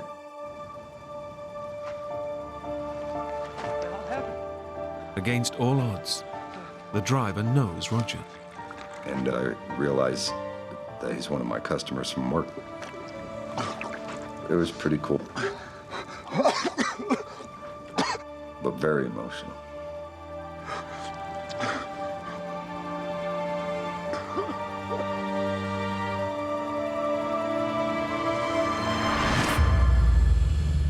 Roger is safe. But a few miles away, the girls can't go on anymore. With no shade, all that Shelley can do is bury her kids in the sand to cool them down. I crawled to her on my stomach, and I'm so weak, and I just start putting dirt on her, and I could never get her covered. She's crying for help, and I can't help her. It's a last desperate attempt to protect them from the heat. But deep down, Shelley knows it's too late. Between the cries out for help and the wanting to be dead, you never will forget.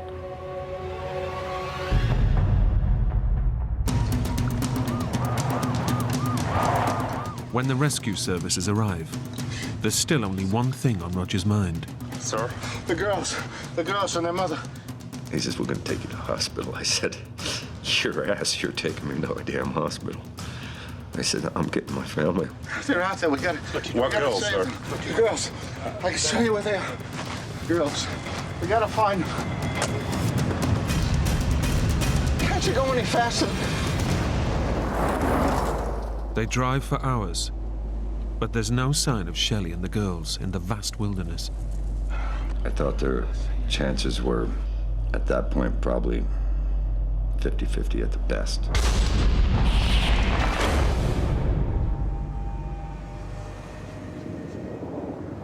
Out of nowhere, there's the sound of a car. Did you hear that?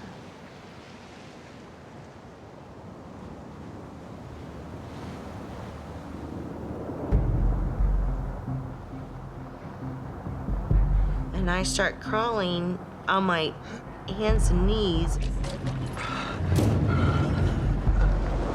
Please, please, please, please!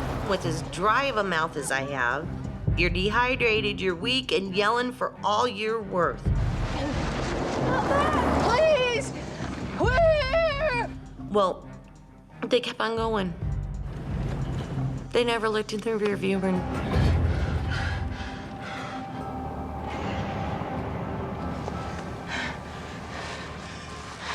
I was just so dehydrated, I could barely move myself.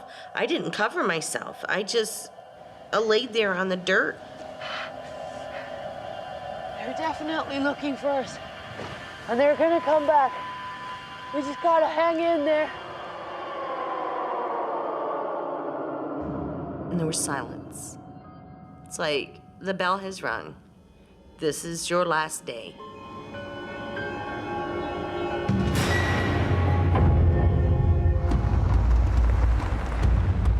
Roger's beginning to lose hope that he'll find the girls alive. Is this all right? I didn't know anymore. if it was going to be a rescue situation, and pray like heck that it's not going to be a recovery situation. There, that could be them. At last, the smoke of a fire gives Roger hope that the girls may still be alive.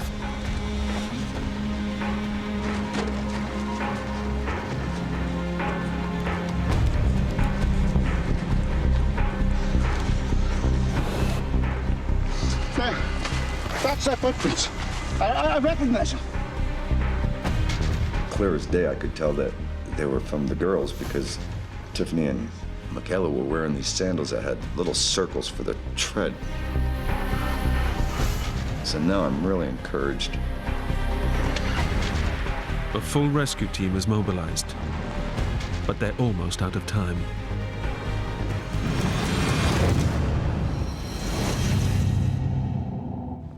Shelley can do nothing except watch her children die.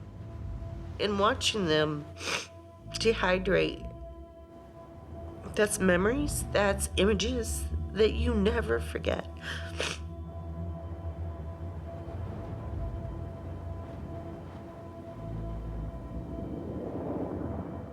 Just as she's given up all hope, she hears a vehicle.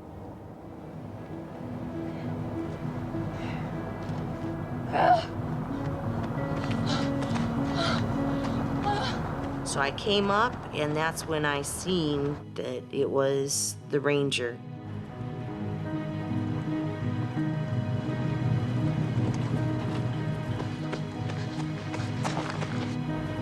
We got help!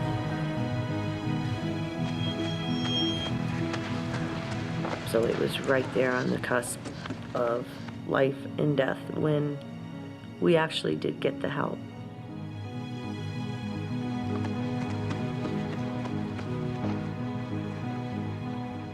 It was like having the weight of the world taken off your shoulders. Because I didn't have to fight no more. Oh, my girls. You gotta get them. My girls. But the family's ordeal is far from over. Michaela? Michaela! It freaked me out. Mama! Mama! Mama! I ran up the hill. I had no energy, but I ran up the hill. Mama! Mama, she's not moving!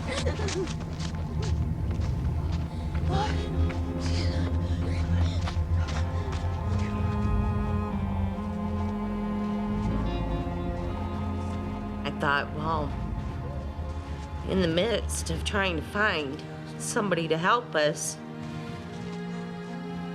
she'd passed away.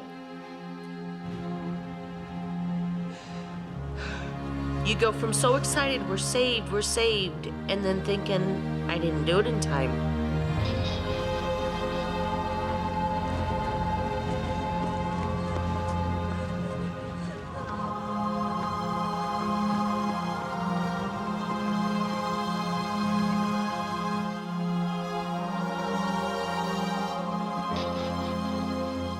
They kept trying to wake her up. They could not wake her at all. The trauma has been too much for 5-year-old Michaela, and her kidneys have stopped working. Not something that you want to see your kids go through, let alone be the cause of. They had the chaplain come in and pray with us, and I'm thinking, the only time I've ever heard a chaplain coming in and somebody's in the hospital is when you're going to lose that person. I didn't want to lose my sister. She's very important to me.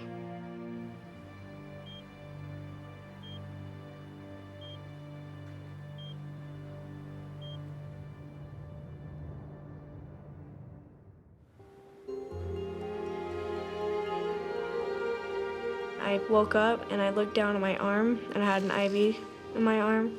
And I remember looking to the side of me and seeing my mom. I was so happy that everybody was alive. They say a human can only last out in that desert 8 hours without water. Now, we lasted a lot longer than that. And a lot of that comes from my love for them and the pure drive to survive.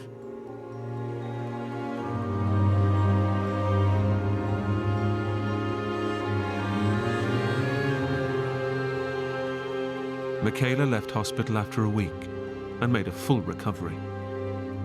Roger and Shelley got married a year later and are still together.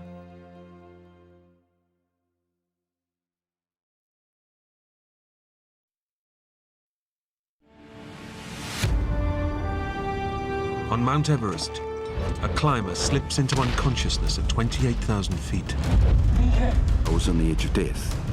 Unable to save him without risking their own lives, his Sherpa guides leave him for dead.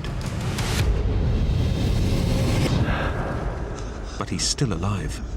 Suddenly, I was in the real world, on this precipice. Now he faces the impossible.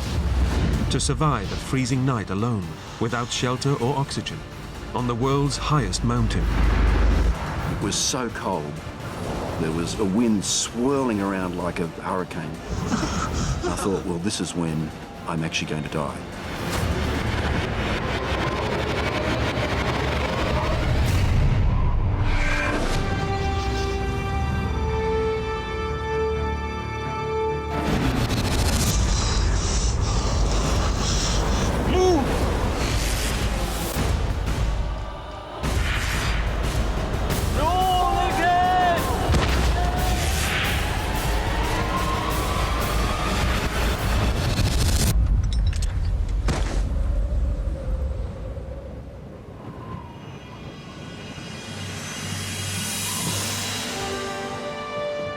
Mount Everest, the highest place on Earth.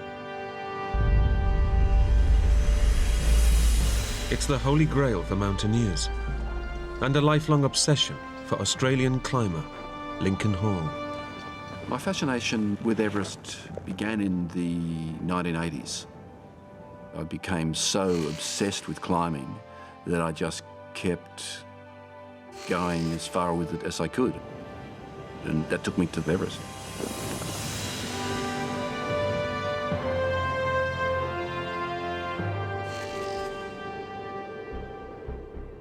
In the early hours of the morning, he's going to make a summit attempt.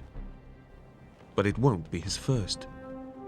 22 years ago, Lincoln got to within 1,500 feet of the summit before conditions became too dangerous and he was forced to abort his climb. When I got down to the base camp, I was overwhelmed by disappointment. It was almost like a poison. I just couldn't let that happen again. But now, aged 50, and with a wife and family, Lincoln knows that this is his last chance. Having a family made a huge difference to Lincoln. Even though this had been his dream for a couple of decades, not coming back wasn't an option. I just turned 50 and I was nowhere near my strength that I'd had back in my heyday. And I knew that the only way I was going to get through this was through the strength of my mind. Okay, George, let's go, mate.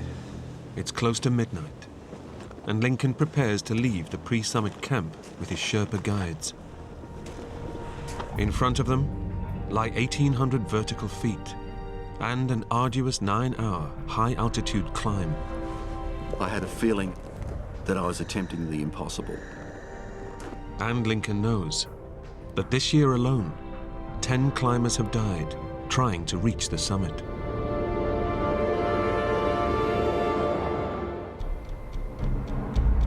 At a lower camp, Lincoln's close friend and expedition colleague, Mike Dillon, is monitoring his climb.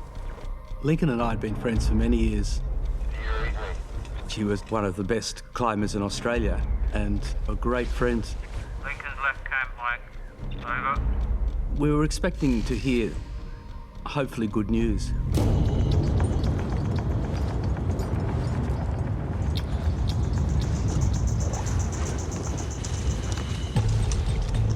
Lincoln is now climbing in what's known as the death zone, an altitude starved of oxygen, where every step is a test of endurance.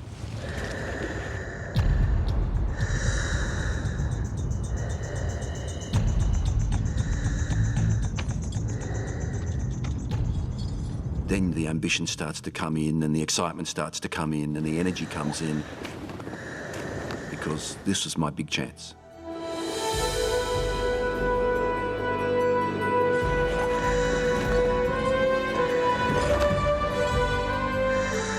It was wonderful. There were stars everywhere, and it just felt like you'd already left the planet.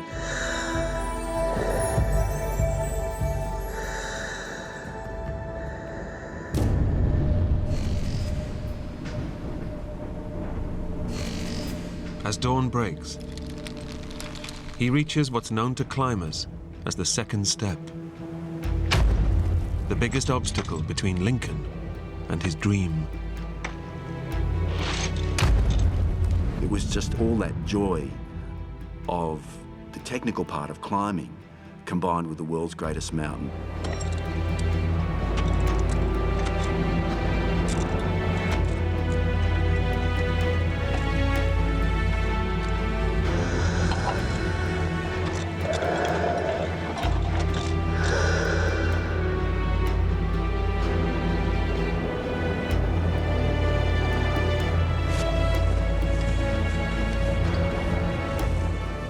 And the mountains had started to take shape.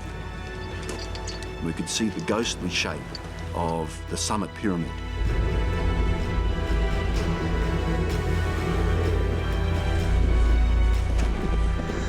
With the summit of Mount Everest within my grasp, the amount of effort I was going to have to put in didn't really matter, because I knew I did have that energy within me to get to the summit.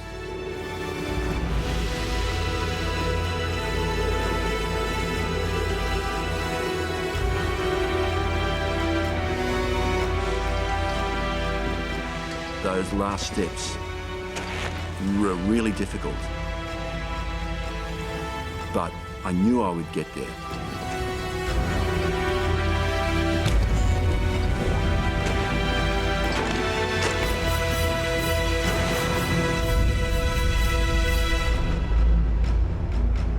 Lincoln has made it to the summit of Everest.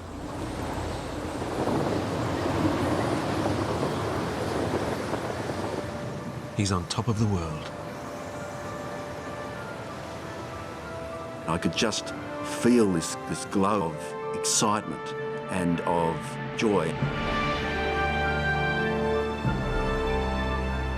It was just the most wonderful feeling.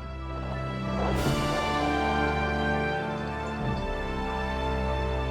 was 25 years since I'd started thinking about Everest, and finally I was here.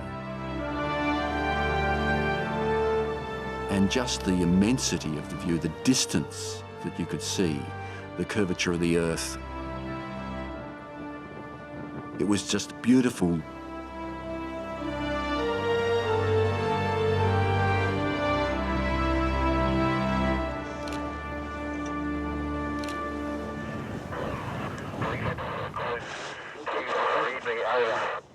I was just walking past the communication tent when I heard his voice. Lincoln, it's Mike, over. I can't believe we're here. It was fantastic because Lincoln deserved it more than anybody. Finally. He was perfectly calm. It sounded as though he was ringing from the office. Thanks, guys.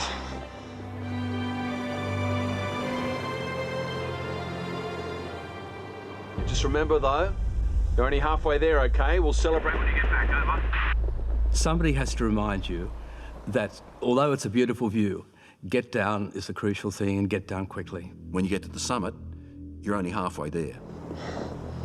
Reaching the summit isn't being a good mountaineer, it's coming back home every time. Lincoln knows they must descend immediately from the death zone, as no one can survive at this altitude for long. The death zone has earned its name because it's at a height where your body is literally dying.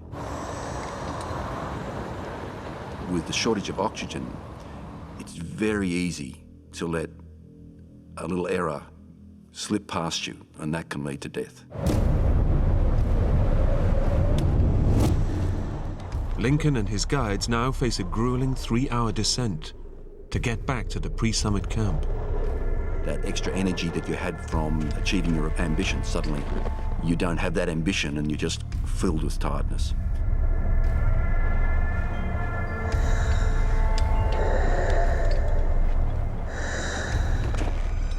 Suddenly, I just felt exhausted.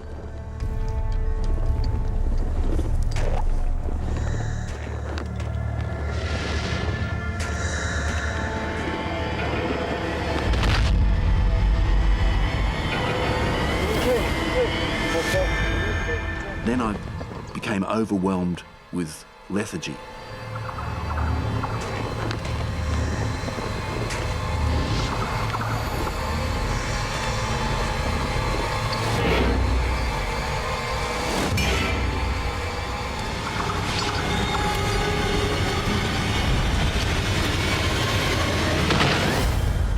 I passed out in the snow.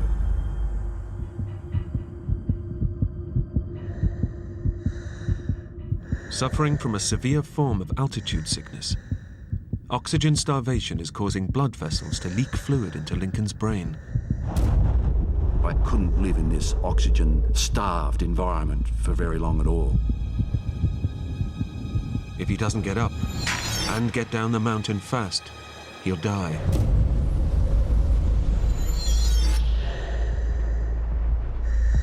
I just don't know what happened. Okay.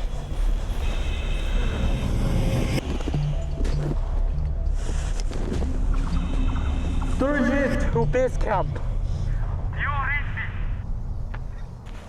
Dosha, this is Mike from base camp, over. Lincoln is down.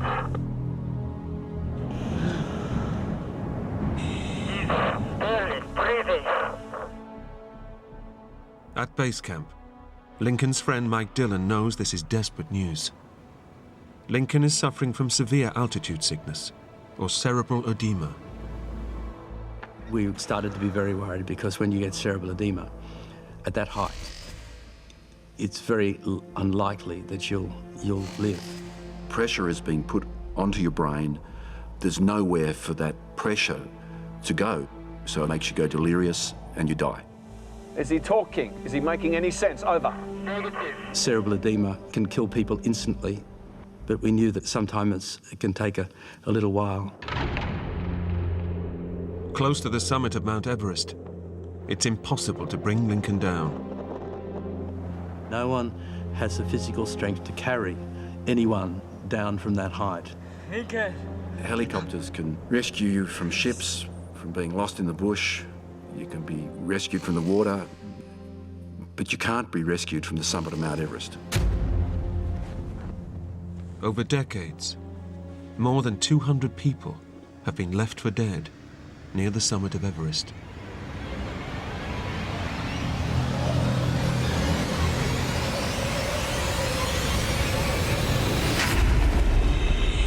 Suddenly, I was back. Lincoln. In a sort of, I wouldn't say lucid state, but I actually realized where I was. I was on Mount Everest.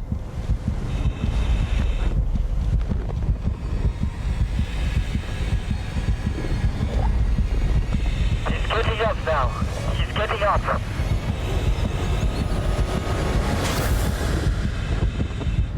Good work, Dosha.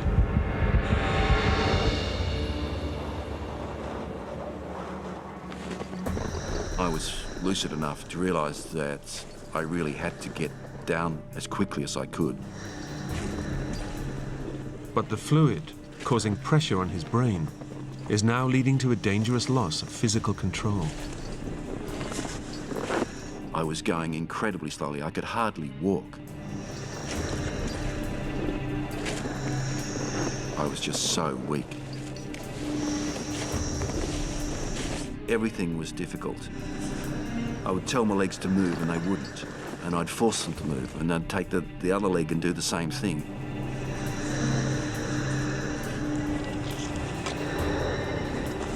It was my mind that was driving me forward.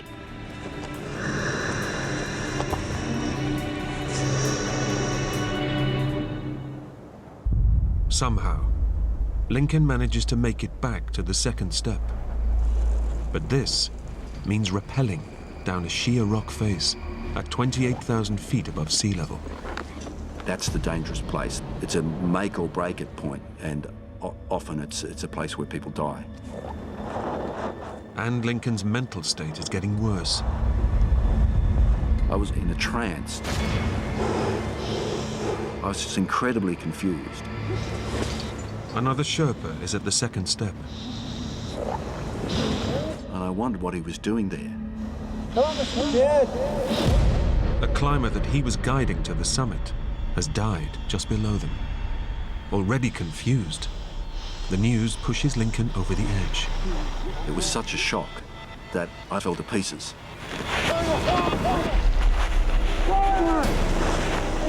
It was me battling the Sherpas. I was really on the very edge. It's an 11,000-foot drop. That's where I wanted to jump.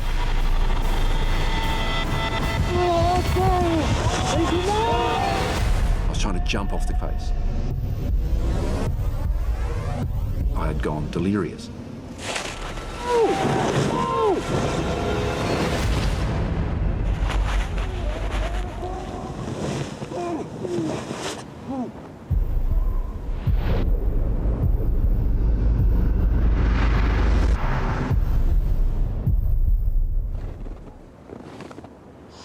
Dorje to base camp. Do you read me? Over. His guide radios Lincoln's close friend, Mike Dillon, at base camp for help. Put the radio to Lincoln's ear. I want to talk to him. Okay, Lincoln, mate, it's Mike. Can you hear me? It's Mike. We were his friends. We spoke his language. Even though his mind was obviously irrational, we thought that we might be able to help. Lincoln, you got to get up. Mike is Lincoln's only hope. The Sherpas can't carry him down. But staying with Lincoln at this altitude could kill them too. If Lincoln doesn't get up, he'll be left to die. Mike, hear me? Get up. Come on, mate, get up. Suddenly I could hear an English voice. You have to keep going, all right? But it was Michael Dillon begging me to come down. Lincoln, listen to me. Come on, Lincoln. Lincoln, you have to help the Sherpas. To help you. Get up, mate. Come on, get up. And that managed to get through to me, and suddenly We're coming down. I was back. He's getting up now. He's getting up.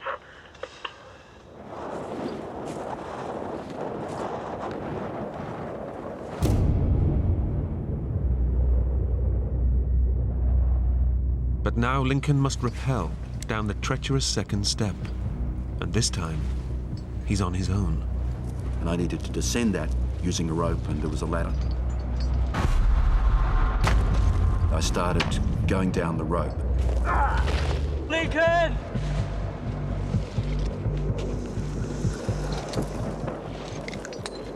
I managed to get halfway down. And then I started hearing voices. And suddenly, I became incredibly frightened.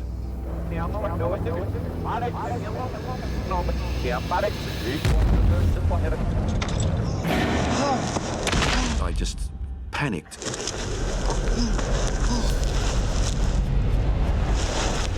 I was just incredibly scared. My immediate thought was that I'm going to die. Lincoln loses consciousness again, suspended at 28,000 feet. And then Lincoln, listen to me.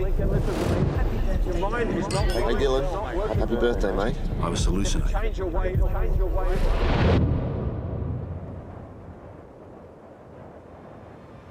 There was sort of a silence.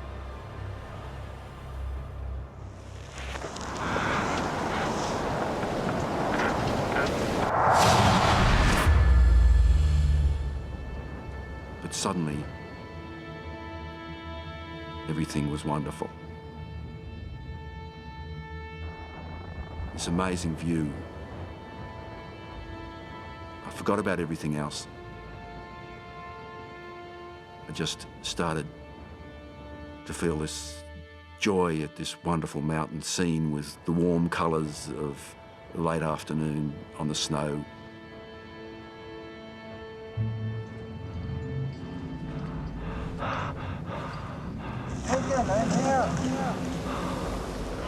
When I realised where I was, I'm here. We must go down.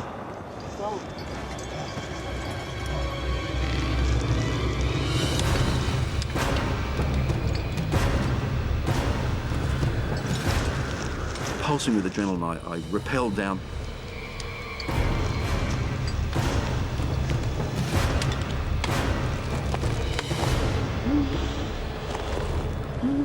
Against the odds, Lincoln makes it down.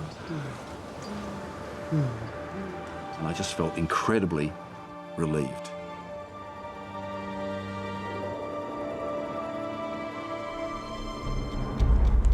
Go! The Sherpas took advantage of the fact that suddenly I was re-energised, and they kept at me. Move! Move! They just kept telling me to keep moving, keep moving, keep moving. But vital time has been lost. And at this altitude, every second counts. We knew that they'd run out of oxygen by now. We knew that meant all the effort of trying to get Lincoln to come down was exhausting everyone. It was probably the key factor that was going to kill Lincoln.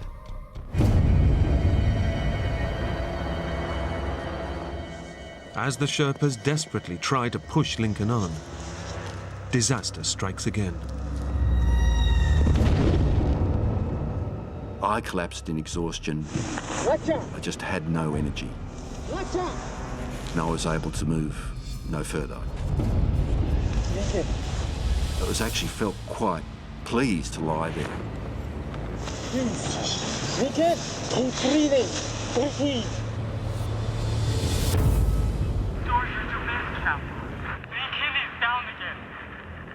He was breathing very slowly and he was in a very bad way.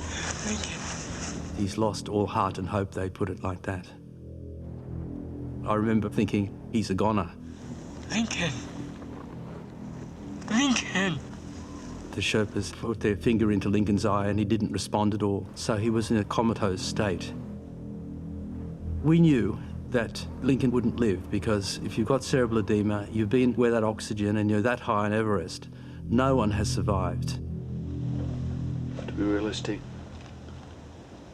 we have like zero chance of getting him down. If the Sherpas stay up there, they could all die.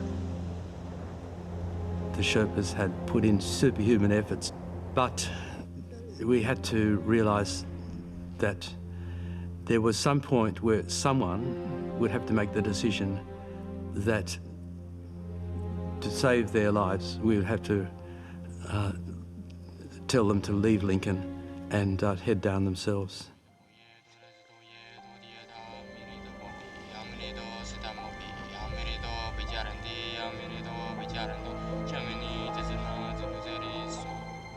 The Sherpas say a prayer and collect Lincoln's belongings to return to his family. Lincoln Hall is left for dead.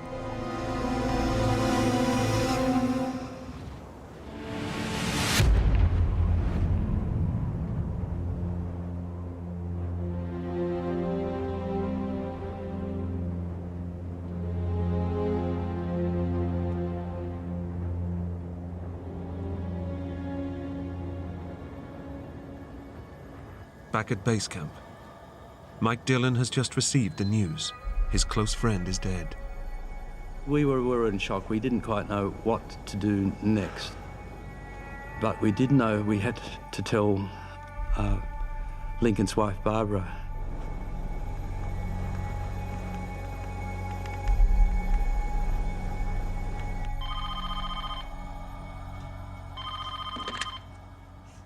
Hello? Hi, Barbara. It's Mike.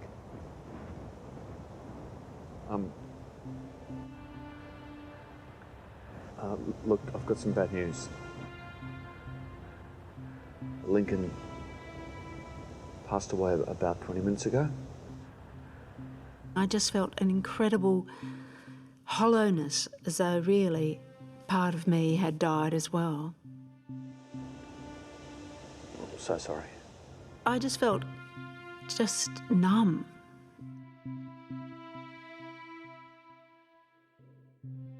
I just felt completely numb and hollow.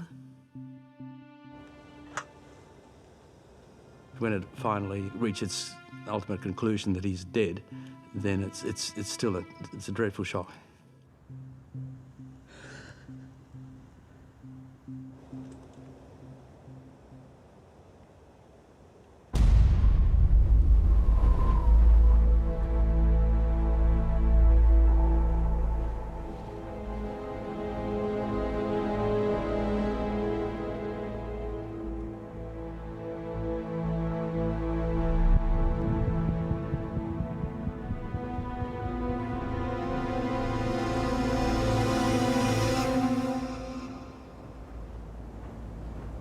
"3 hours after being left to die,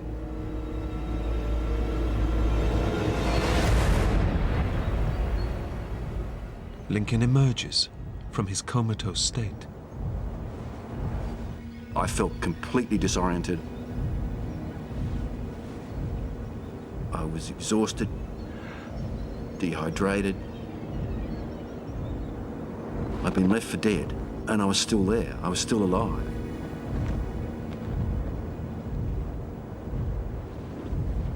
I very carefully looked for my pack, which had some really useful things like a warm thermos and a headlamp and some extra clothing. But the pack has gone. Lincoln's guides have taken all of his gear to return to his loved ones.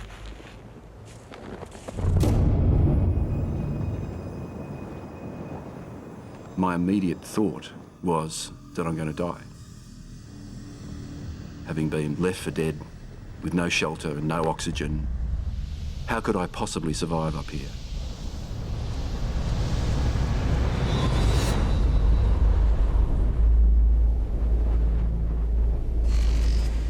Night falls on Mount Everest. And Mike Dillon has no idea his best friend is still alive.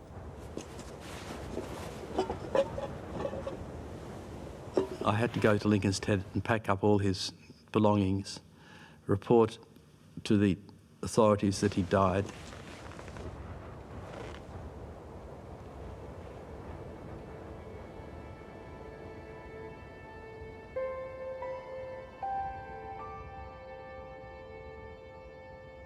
We hadn't really taken in Lincoln's death, really, to be honest.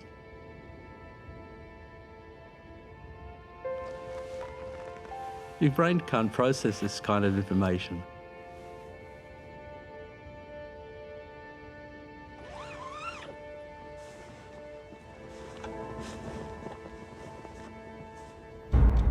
As the night wears on, the temperature plummets to minus 25 degrees.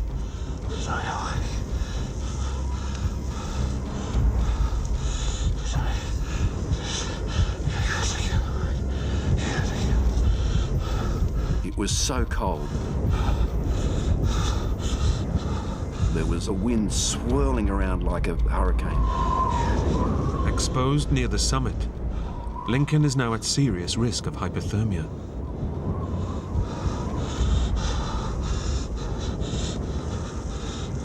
If he falls asleep, he will drift back into a coma and quickly freeze to death. Staying alive meant staying awake. I kept telling myself, just stay awake, just stay awake.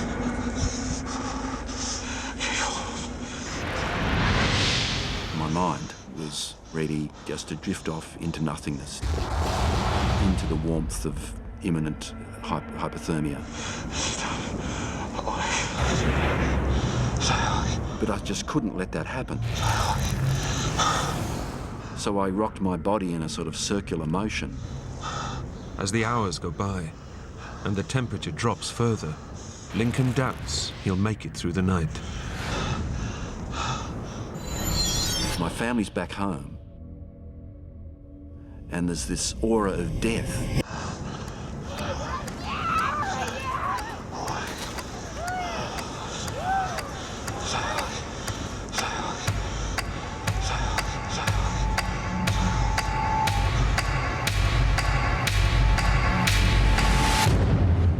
Lincoln barely clings to life, his grieving wife and sons are back in Australia.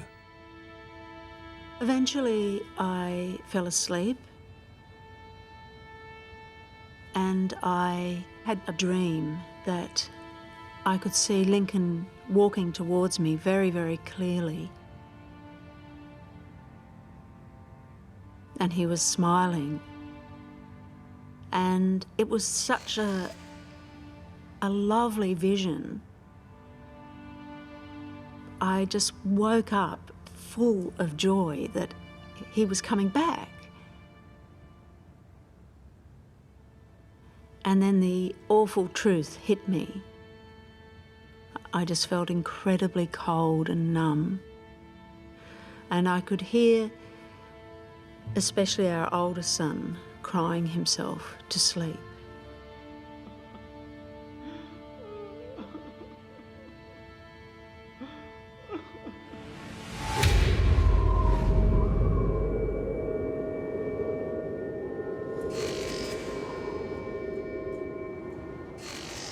By the early hours, Lincoln is losing the battle to stay alive.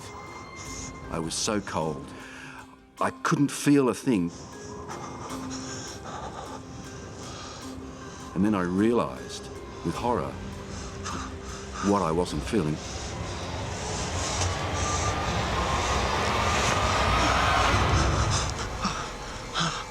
What I wasn't feeling was my fingers. And I recognised the wooden feeling of frostbitten fingers.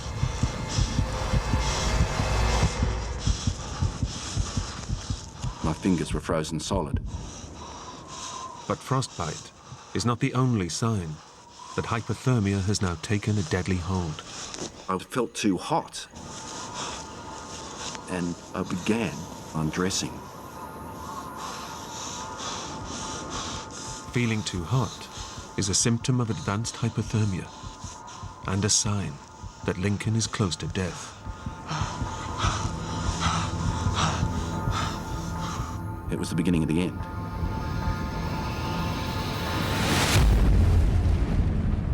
At camp, The Lincoln Hole. Lincoln's friends pay tribute to him. Lincoln.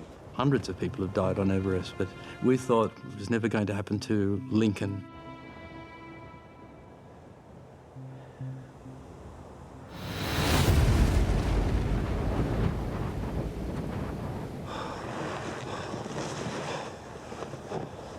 I had an hallucination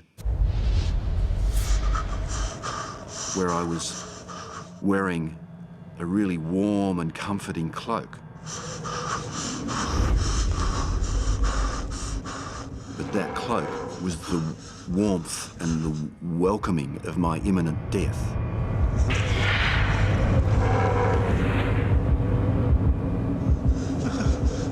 And I thought, well, this is when I'm actually going to die.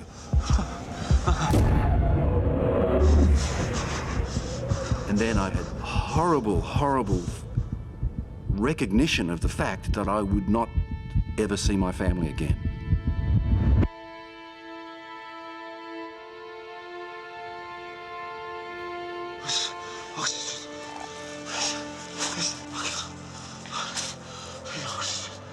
I could not accept that.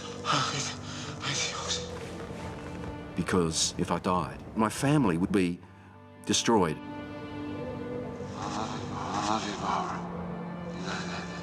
Love was the overriding emotion. I couldn't wear the cloak of death.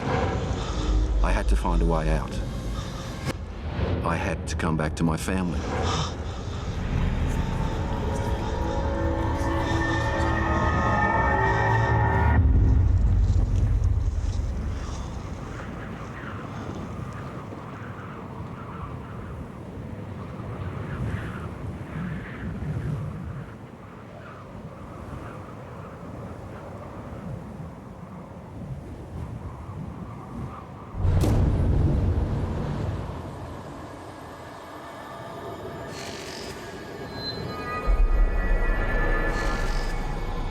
It's been 12 hours since Lincoln Hall's lifeless body was left to die.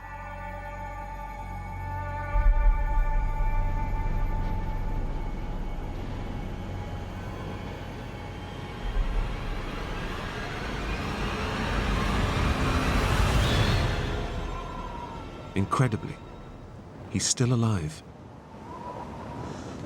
But alone, near the summit of Mount Everest, he's barely clinging on to life.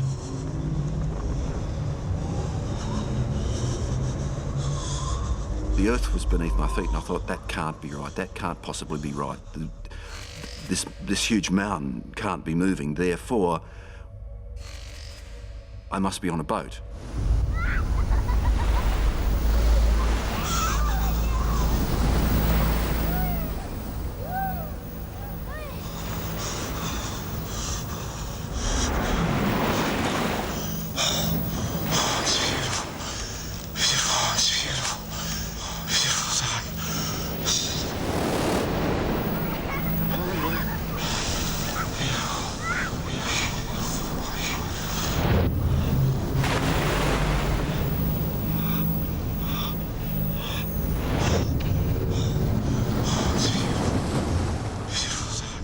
I was so contained in that bizarre world of hallucinations and loneliness and cold and death.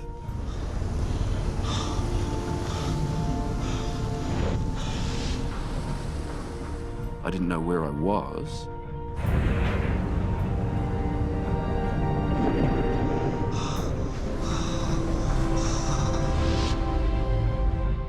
I knew someone was there.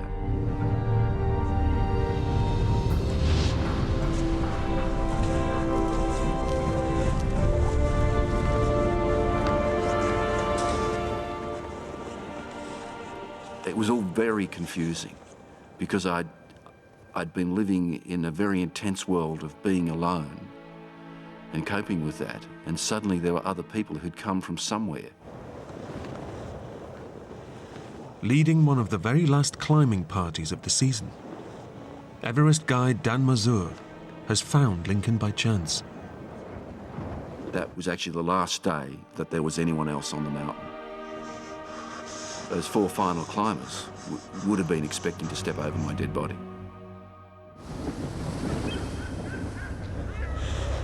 You tell me, man. He had this really kind of wide-eyed, very gaunt look in his face. He was not in good shape, you know, and 28,000 feet, you know, the human body is very fragile. Severely hypothermic and delirious from the swelling in his brain. It may already be too late to save Lincoln. He kept looking at us and saying, "Oh, this is a brilliant boat ride we're on. What a brilliant weather for a cruise." Just lie down.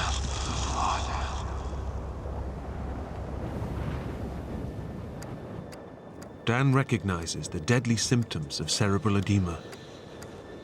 He gives Lincoln oxygen to help alleviate the pressure from his brain, and chocolate to raise his blood sugar levels.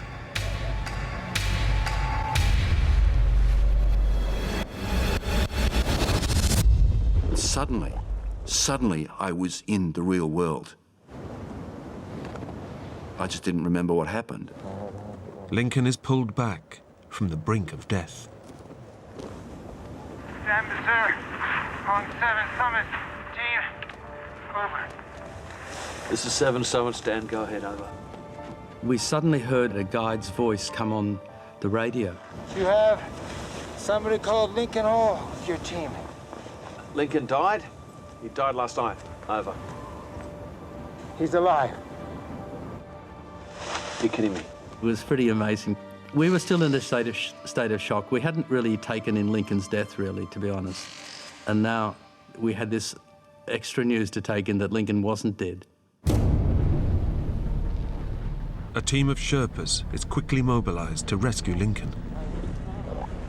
But they are 4 hours away. And Lincoln has already slipped back into a delirious state. You can slip away into unconsciousness and coma and death extremely rapidly up there. I was hallucinating madly. He turns on those trying to save him. he fought us. He took off his oxygen mask, he ripped it off. Something here. I was trying to go back up the mountain. In fact, I was on the edge of death.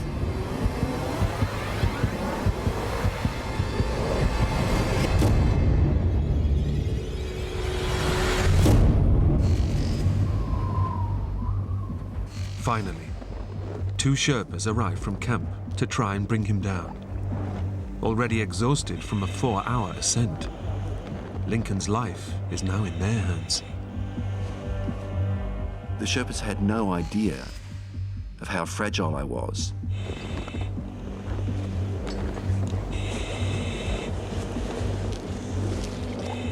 I could only get half a dozen steps.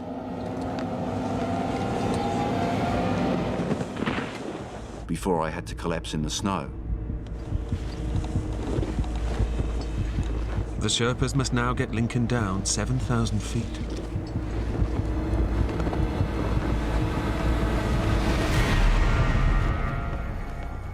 Three hours since the Sherpas reached Lincoln, and Mike Dillon is getting anxious. Lincoln was in a bad way. He was alive, but we didn't quite know whether he was going to ultimately survive. We thought he had a 50% chance of making it.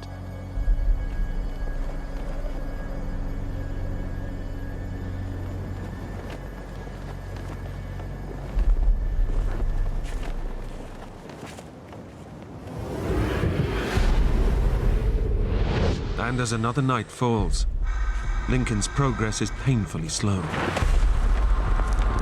The Sherpas know that their lives are now on the line.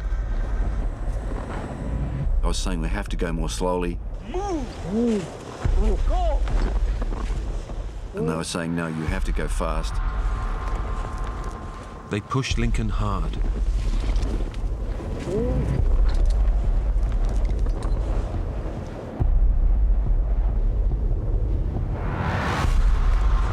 Keep going! They were prepared to do anything to get me off the mountain. Move! I said go! I could tell from the tone of their voices that they were tired and exhausted and they didn't want to be there. Move! Move!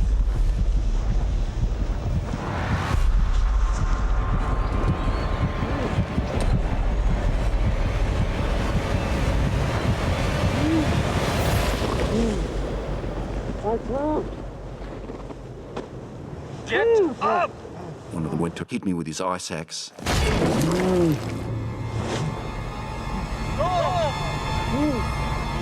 They were prepared to do anything to get me off the mountain.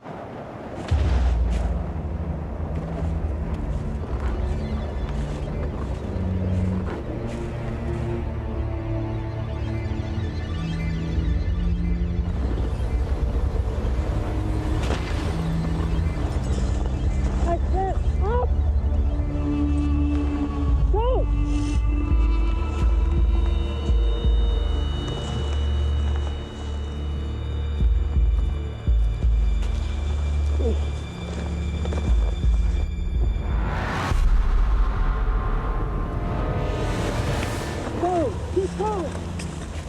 10 hours since the start of the rescue, Lincoln is losing his battle with hypothermia and cerebral edema.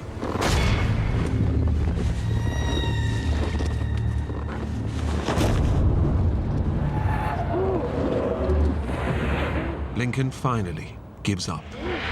I was able to go no further.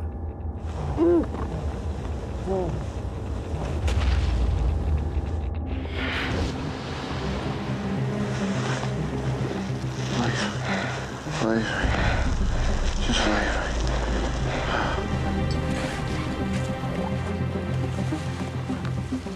Barely conscious, the Sherpas push Lincoln on.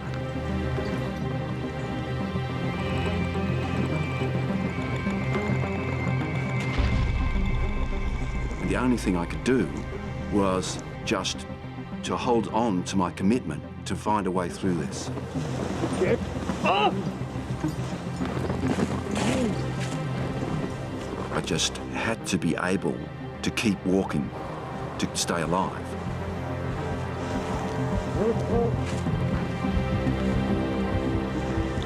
But I was going to do it. I was going to get back so I could get home. We're close, Lincoln. We're close.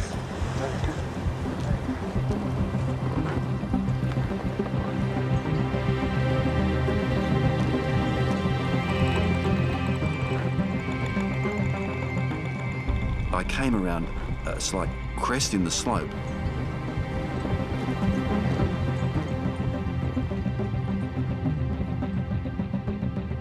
And I thought, this is it.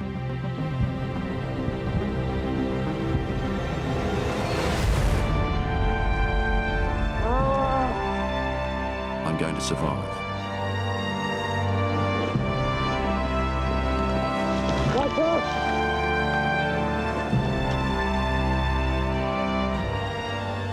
It was just a flood of relief.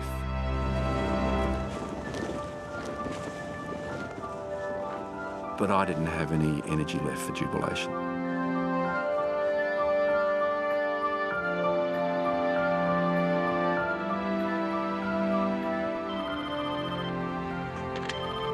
Hello?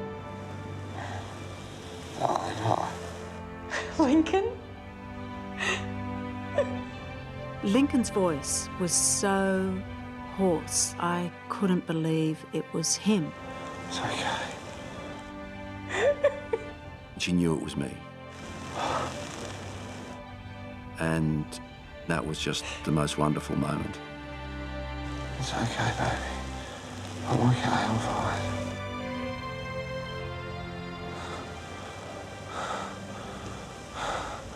I love you too. I came so close to destroying the family that I loved so much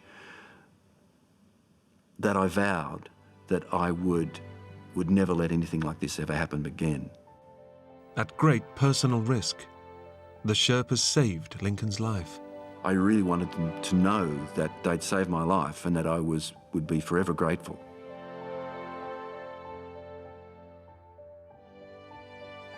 Lincoln recovered, but lost the tips of his fingers and a toe to frostbite.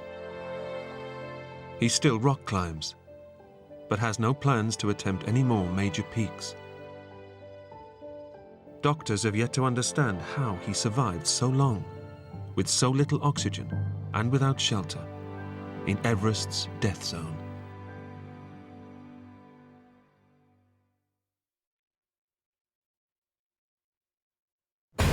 David and Leah aren't just father and daughter, they're the best of friends. But when a snowmobile trip goes horribly wrong,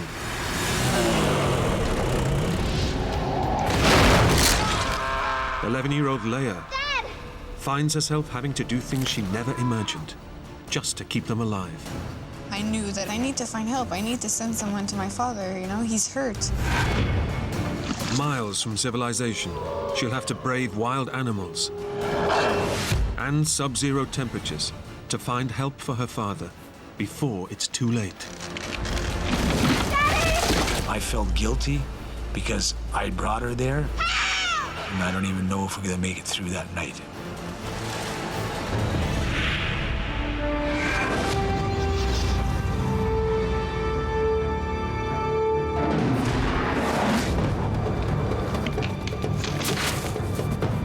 Please, somebody help me! Leah!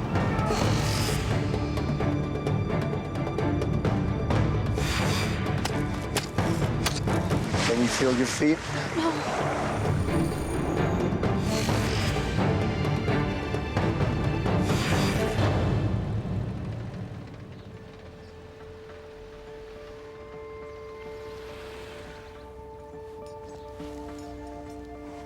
It's a clear spring morning, and David Hunt is preparing for his annual cross-country snowmobile trip with his 11-year-old daughter, Leah. Cool, eh? It was just something that we promised that we would do every year, something together. Will you look at that? We always had fun together, you know? No matter what, there was never a dull moment. Mum Barbara and little brother William will be staying at home. This trip is for fathers and daughters only. Leah and her father had a special bond, I think from the moment she was born. They spent a lot of time together when Leah was younger, whether it was cycling, skidooing, all kinds of things. Her brother, I think, was very jealous about the fact that he wasn't going to go. But I think that Leah really needed to have that one-on-one time with her father. Be nice and warm, don't you? I love my daughter. She just had an interest to being around her dad, and she'd always want to come and hug me, and Daddy was like everything. Bye now. With David working hard through the year, Leah knows it's her one chance to get Dad all to herself. My father is a workaholic, so when we went on these trips, I knew for sure all his attention would be directed to me, so I was very excited for those trips together. It's Leah's big day. But with the temperature plunging to minus 22 degrees, David is wondering whether to postpone the trip. Hey. That morning, I was a little concerned for the weather because it was very cold outside. It was one of those mornings where you can like barely stand being outside for 1 second, let alone going on a trip. So I told Leah, what do you want to do? I was just so excited to go that I decided to go anyway. Okay.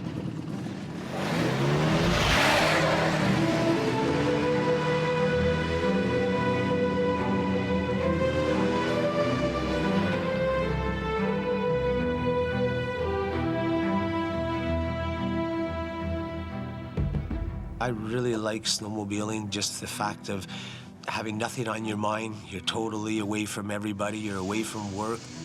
You can just enjoy the scenery and everything around you. It's so cold outside, but yet you don't feel cold at all because you're having such a blast.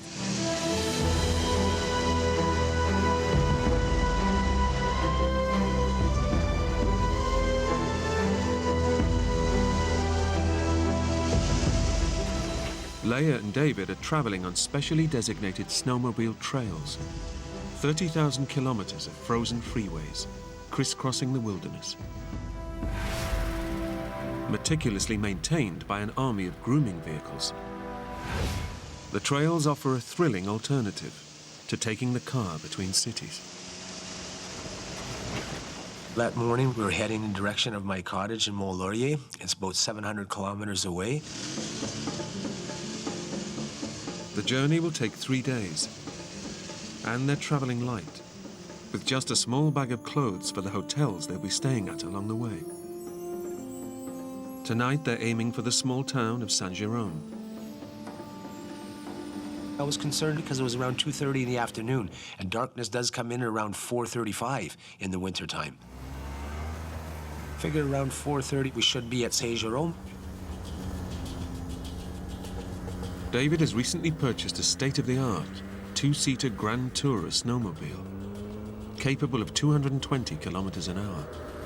But David sticks to the blanket 60-kilometer-an-hour speed limit on the trails. Accidents on these tracks are all too common. Every year there's maybe 30 or 40 deaths in snowmobile accidents. You could be coming on your trail, nice and slow, minding your own business in a way, and just looking and admiring all the scenery and everything, and you'll come into a corner, and the 3 or 4 machines will just be coming around that corner like they think it's a racetrack. If you get 2 skidoos and 1 skidoo is on your side of the trail by 6-7 inches, forget it. It won't pass. They think it's a racetrack. Like we got Michael Schumacher on the track here, you know, and Jeff Gordon. My trick is not to travel at nighttime. Leave early in the morning and be finished by about 4 or 5 o'clock in the afternoon. That way there, you know, you won't run into all these people that are just going out for a fast night run. After 2 hours on the road, they stop for a hot chocolate and check their directions. You know, I think it's only about another half hour before we get to the hotel. And I looked at the Skidoo map, finding the closest direction to get to Saint-Jérôme. Because what is fun about snowmobiling is if you do want to go in a direction, let's say to my cottage, there's 5 or 6 different trails that you can take to get there. And one of the fun things is that each year you take a new way, so you get to see new things. So I was looking at the map and I told Leah that, look, well, it looks like this trail here is a nice windy trail and everything and all that, and that'll take us to Saint-Jérôme. Sitting in the heated restaurant has warmed them up. But once outside, they're back in the grip of the ice-cold conditions.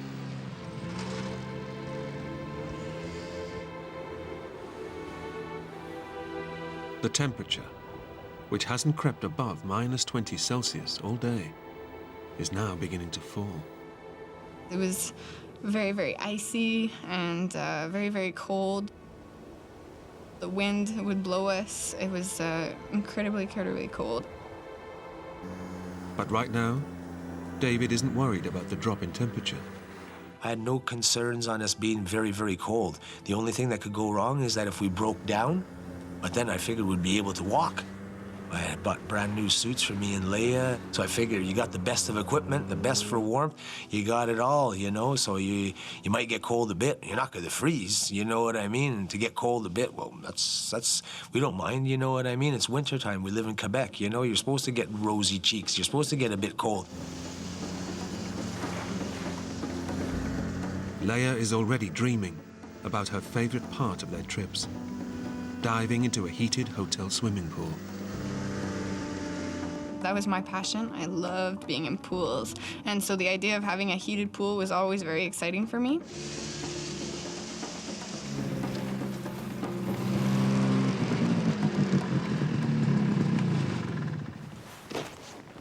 Leia and David arrive at Saint-Jérôme before nightfall.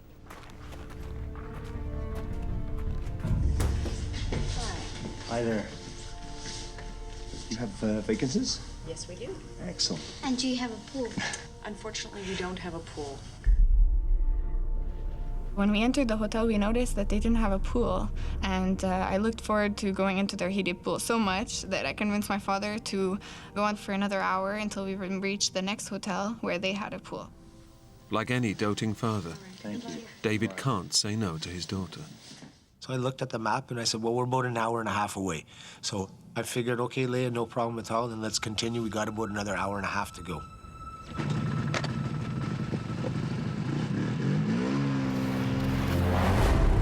David knows that snowmobiling at night brings a new set of dangers. You're not in cities, so you have all these animals to deal with too. If something was to go wrong, you'd rather much be in the daytime than at the nighttime. In spite of the dangers, David and Leia make good progress. It was a new trail. We'd never been this way in the snowmobile before, and the trails were very good.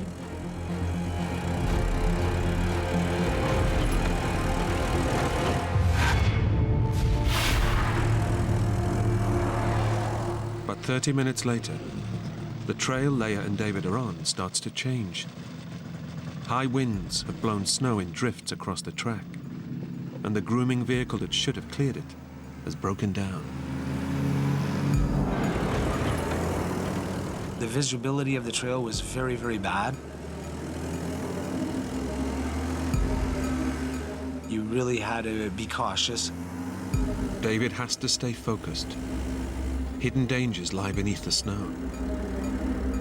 If they drift off the track, they could smash into concealed rocks and branches. I was just anxious to get out of there in a way and to get onto a better trail and to get to the motel at this point. This wasn't fun.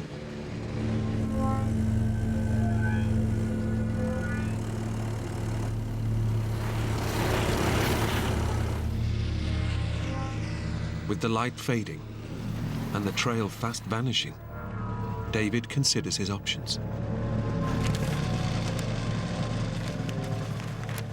I looked at the map.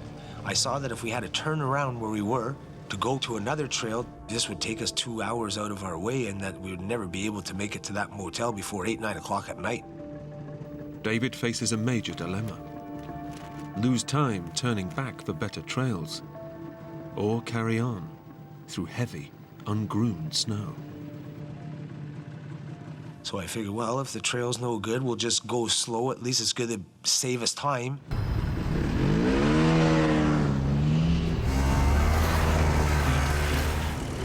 David presses on, hoping the trail will improve. But up ahead, a hidden trap awaits them. Metal guardrails, buried by the drifts, lurk just beneath the snow. All of a sudden, my ski was stuck. The metal skis are caught on the rails. And I was just trying to turn the skidoo, and it wouldn't turn. It's steering them towards the edge of a ravine. My first reaction was to turn around and take Leia and throw her off. And then I realized...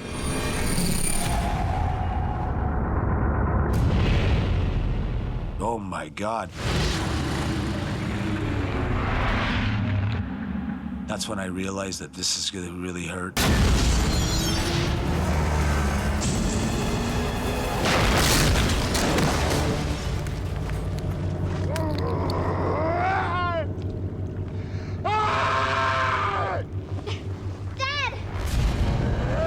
When I looked down at him and I saw him in the bottom of the ravine, I guess in that moment I just kind of froze over.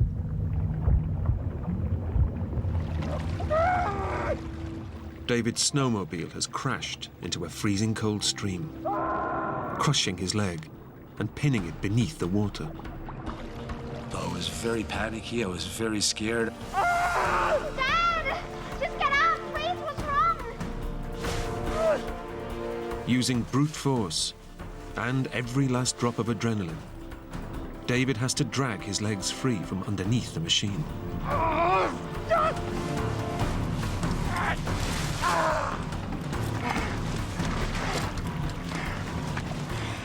But when he tries to stand...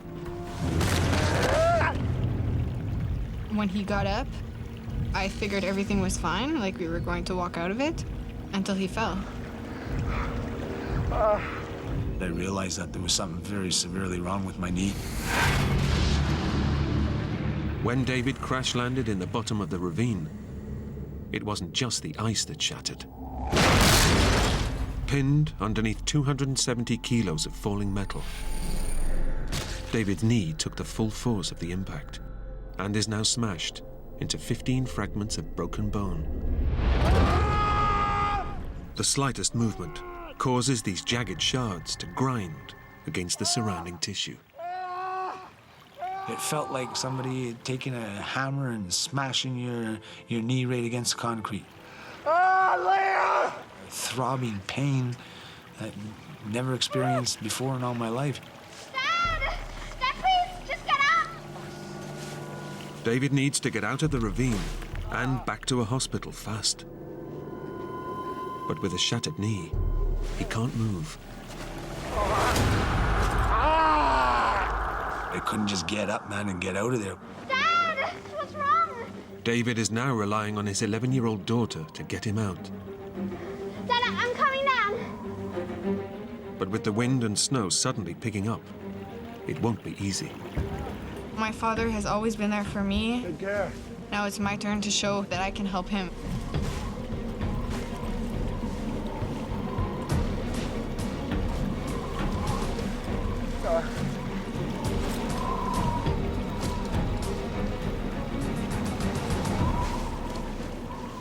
Leia's made it, but there's no time to rest. Their best chance of rescue is being spotted by another snowmobile. Unless they can get back up to the trail, nobody will see them. We were so far down that if a snowmobile drove by, they wouldn't see us, so we had to get up there. Okay, slow. No, slow. I tried to pull him, but he's a man. I'm an 11-year-old child, so it was kind of impossible to do. Okay, again, one more time. I'm like paralyzed now in a way, you know what I mean? The minute you make any movement, it's a throbbing pain. Realizing her arms aren't strong enough to pull her father up, Leia braces her body and uses her legs instead. So I'd grab her leg and I would pull myself up about a foot at a time. Then Leia would back up, brace her hands very well in the snow on each side again, and I'd grab onto that leg that she would put down, and I would pull myself up another foot.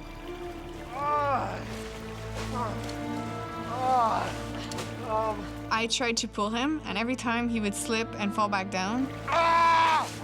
Every jolt sent shockwaves of pain through David's smashed knee.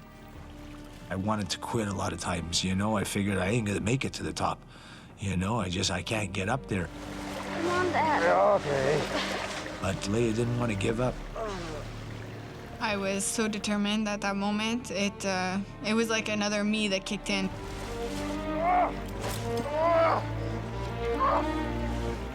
Oh, come on. Doing great, Leia. Oh. Leia, all 45 kilos of her, manages to help pull her badly wounded father back up to the top of the trail. Getting out of the ravines was one of the hardest things that I ever had to do. It was with the determination of Leia and the will of Leia that I got out of there. Oh, good girl. Good girl. Crucially, Leia's now given them a chance of being spotted by other snowmobilers. But it better happen fast, because with a severely injured leg, soaked to the skin, and beginning to freeze on one of the coldest days of the Canadian winter, David is unlikely to survive a night in the open. Exhausted after his climb, David checks out his shattered knee. Crushed by the impact of the crash, the pain is excruciating. That's when I really realized how severe my knee was smashed and broken. I didn't know it was filling up with blood. Internal bleeding could cost David his leg and his life. He knows they need to get help before it's too late. Then he remembers he has his mobile phone. If it works, he can alert the rescue services and get them out of here. I ever go on big trips, I always take a cell phone. You get in an accident, you get stuck, that's what a cell phone is for.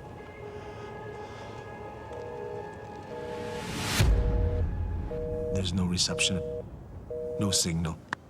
Up there, the only phone that would have worked is a satellite phone.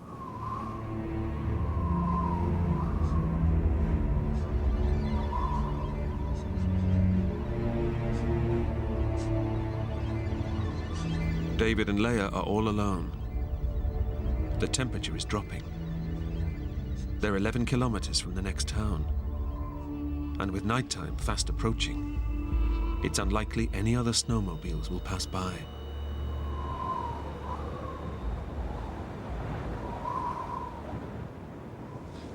Well done. Still wet from his fall in the river, David is freezing. But right now, he's more concerned about his daughter. Where's your glove? That's when I could see Leia. Leia had lost one of her gloves. Put that on. That on. I had one left, the other one I threw off when I was in the water, and I gave that glove to Leia and I told her to put that on her hand. In these conditions, any exposed skin is vulnerable. And by giving Leia his glove, David is risking losing his hand to frostbite. Despite the condition of the trail and the worsening weather, David tries to convince himself that someone will come and save them. Now it's almost dark time. I'm sure there's people around here that travel back and forth to go to work on their skidoo, or after supper they'll go for a ride. So within an hour or two, a skidooer will go by and they'll pick us up. But David's optimism is at odds with all the evidence.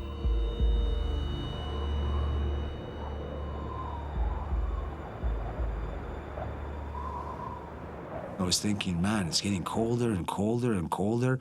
Now the sun's gone away, the night's coming in, the wind is just howling and howling. And the cold isn't the only threat the darkness brings. These woods are home to wolves.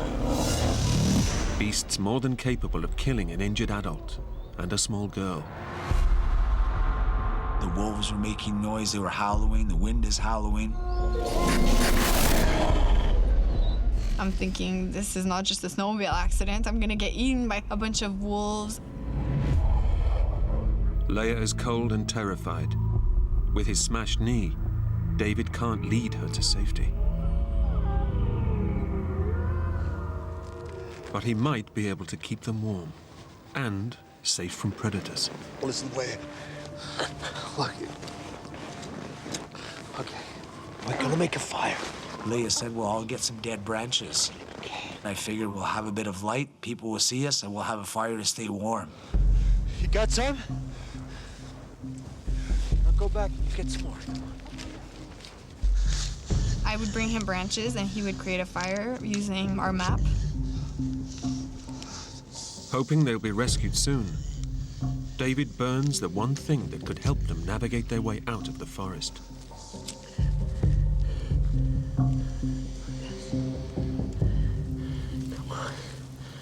Come on, Leia, they're gonna need some more branches soon. For the first time since they crashed, David and Leia feel some warmth. The fire should also keep any wolves at bay. Starting to look better now, at least, you know, things are looking up. But keeping the fire going proves a challenge. The branches that she could break were like an inch and smaller. I got some more. So by the time she'd go and get more and come back, it was burnt. I would be running back and forth. Every time I would come back to enjoy the fire, it would be out again. Listen, still good, honey. David soon realizes that making the fire is a futile exercise. This isn't gonna work. I told her, no, forget about that. You're gonna have to stay in. Keep close. The wind is blowing so fast, too. It's hard to make a fire. Dad. As the last flames die away, the icy wind and sub-zero temperatures sting David and Leia. The cold is now as much a threat to their lives as any predator. And unless they can stay warm, the forest will become their grave.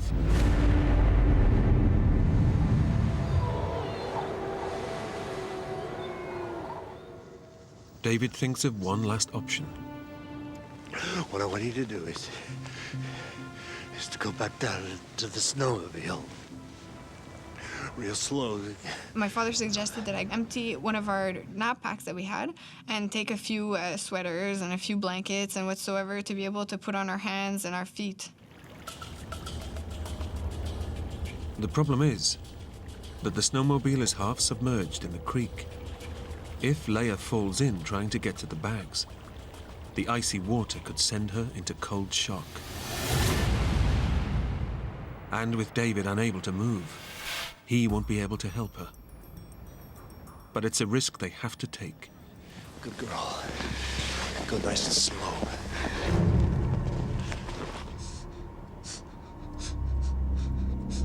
It was very frightening because it was very dark.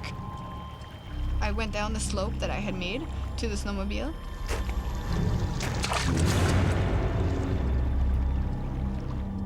I made it, Daddy!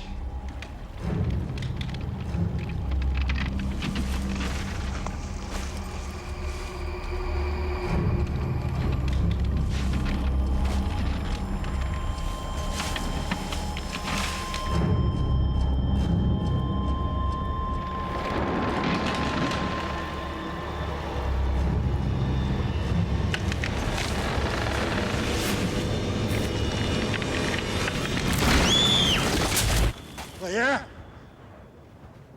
My foot went through the ice and went about to my knee. I was not worried. My father seemed worried, and I was kind of wondering why.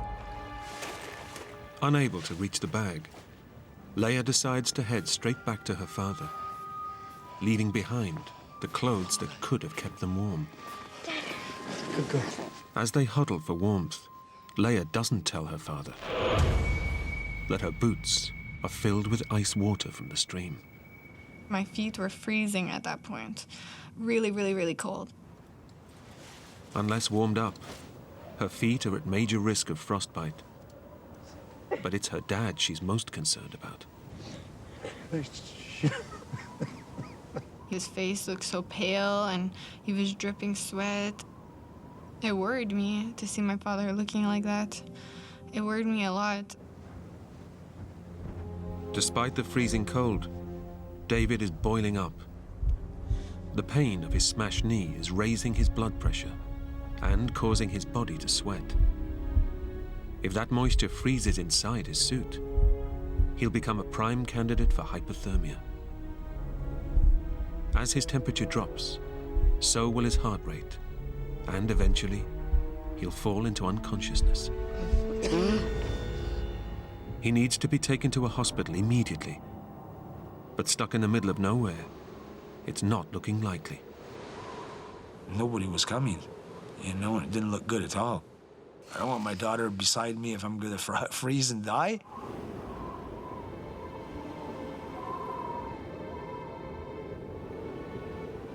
With 8 hours till dawn, and the temperature still dropping, David makes a decision.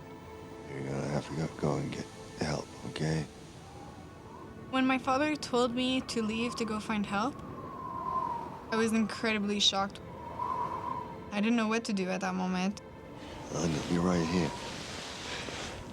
Okay? She didn't want to leave me there, you know? She wanted to stay with me. Girl. I said, you have to, Leah. I said, you can't stay here with me. You stay here with me, you could pass away, I could pass away. We freeze here tonight. Off you go. I was scared that he would be left by himself. But I knew that I wanted to rescue my father.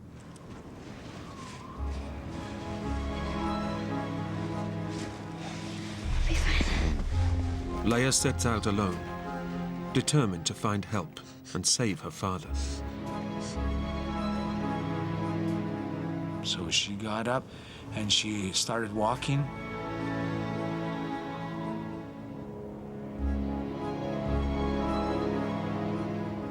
I literally felt helpless. And then that was the last that I saw Leia. Leia left.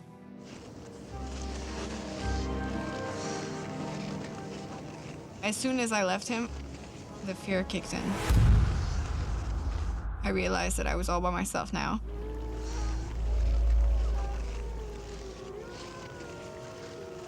I was outside in the dark, in the woods by myself. I was very, very nervous, very scary.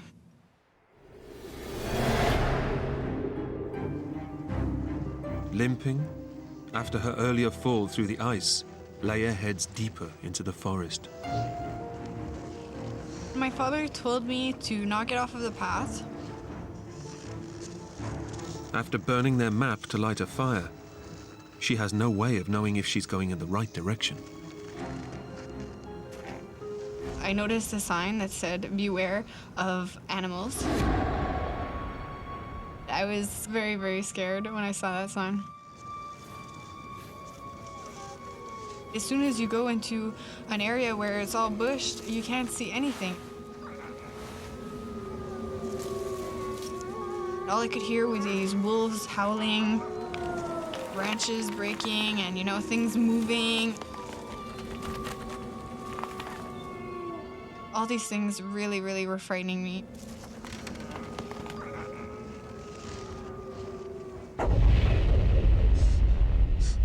Back at the crash site, David can't stop thinking about Leia. I was so worried after she left. I was thinking, you know, all kinds of stupid things that could happen to her.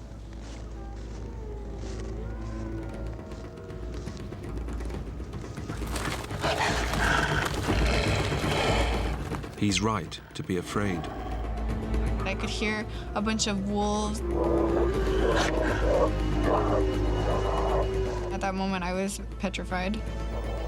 Desperate to get out of the dark woods, Leia looks around for an escape route.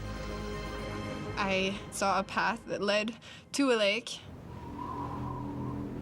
And on the lake, it was very open, and I could see some lights. So right away, I got hope because I figured there has to be somebody there. But to reach the light, Leia will have to walk straight over the lake. I knew my father would be upset if I went onto the lake because it's very dangerous.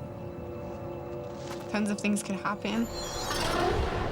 Leia has already fallen through ice once, and the thought of having to cross a frozen lake at night terrifies her.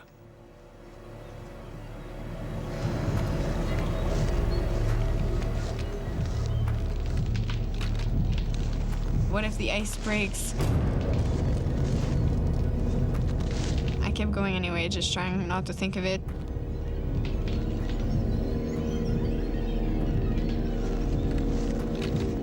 Leia heads towards the light. Every step she takes runs the risk of plunging her through the ice and into the frozen water below. All I kept telling myself is, I'm almost there. There's light. There has to be someone. But when she finally reaches the far side of the lake, there's a shock in store. As I got closer, I noticed that the only way that I would be able to get to that light was if I climbed a steep, straight hill that was impossible to reach. At that moment, I started to yell and yell and yell and just scream out, Help! Please, can you hear me? Please help! If anyone is there, they cannot hear her, and she cannot climb up the steep bank to get closer. Help! Please help me! I was very, very depressed at that moment. 11-year-old Leia has walked through the dark forest and across a frozen lake that could have taken her life, all to save her father. But it's been in vain. At the crash site, David's core body temperature is plummeting, and he's just hours from death.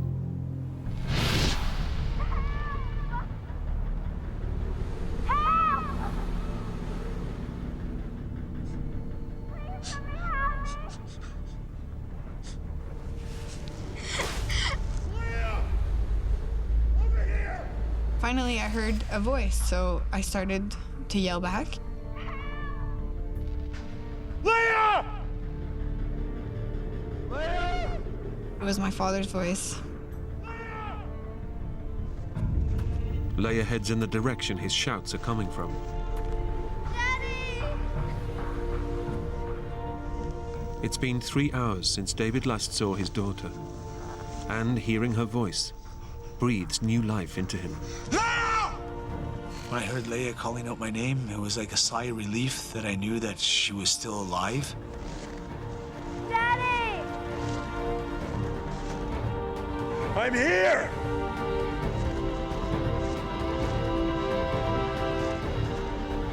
Over here!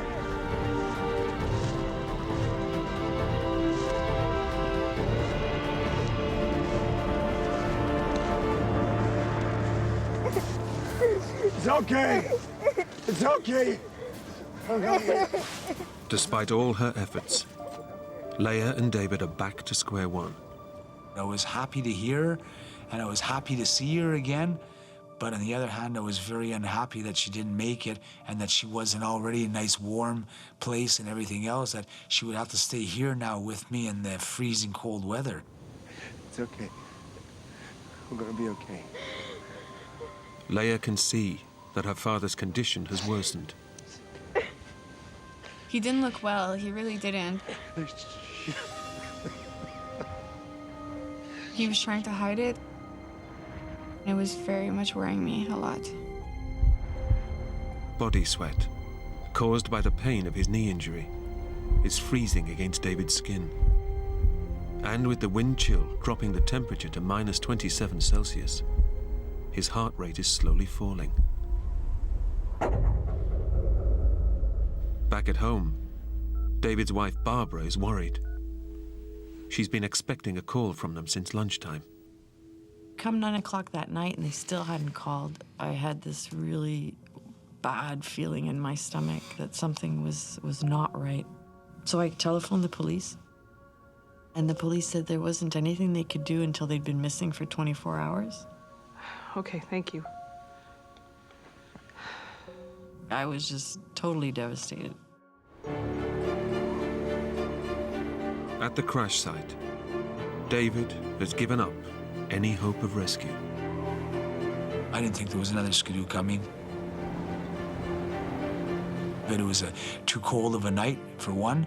Very, very blowy. The trails were so bad. Who's going to want to go out in that? You wanted that wind to stop. It was just getting worse and worse. Darker and darker. Colder and colder. And I could see up in the trees, and it was blowing all the snow off of the trees and blowing it all onto us and blowing it everywhere. And it was just the noise. It was a noise that I wanted to stop.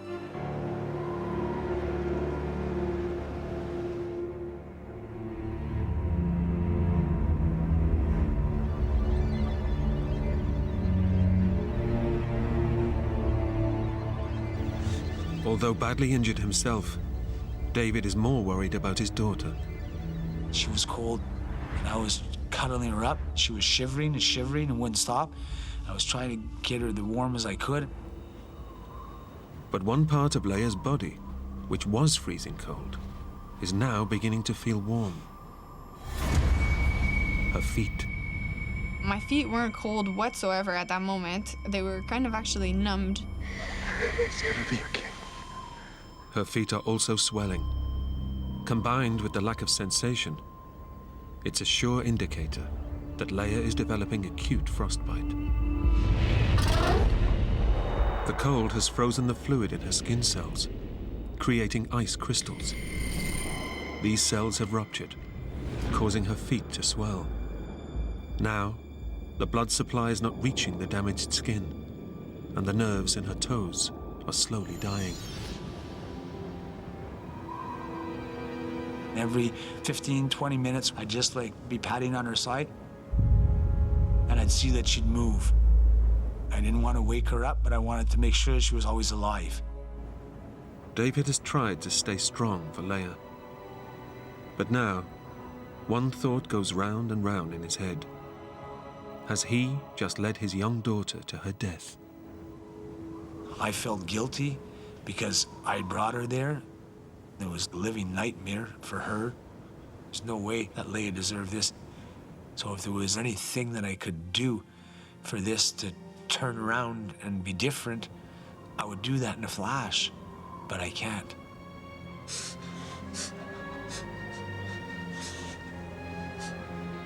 I was worried that if I fell asleep, that I would just not wake up. I didn't want Leia to wake up and for me not to be there. We gotta survive. We gotta survive no matter what.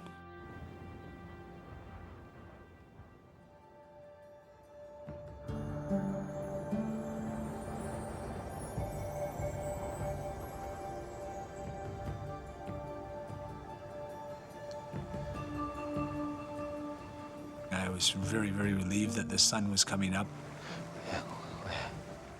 Against all the odds, David and Leia have survived one of the coldest nights of the year in one of the most inhospitable environments on Earth.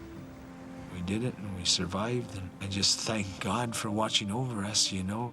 But when Leia goes to get up, there's a shock for both of them. My feet. Holy jeez. She had ice all around her boots. Can you feel your feet? No. Balls of ice have formed around her feet, which now prevent her going anywhere. Move your feet. You can't feel them? No. Okay. David grabs a metal signpost out of the snow to chop away the ice.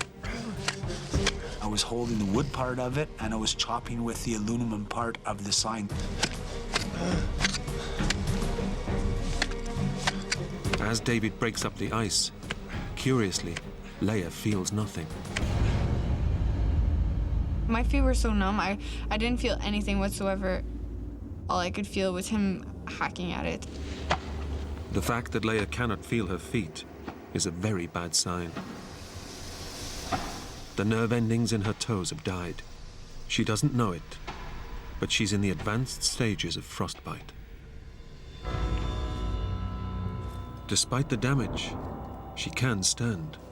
Now David wants her to leave him and save herself before they freeze to death.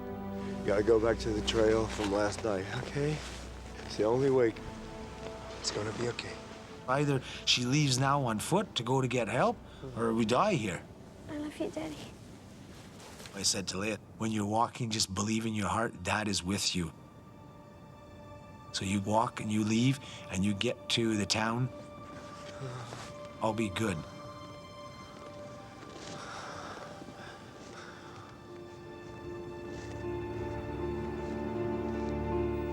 Dragging her numbed feet through the snow, Leia heads out once more to find help. I was in pain at that point. I was not comfortable at all.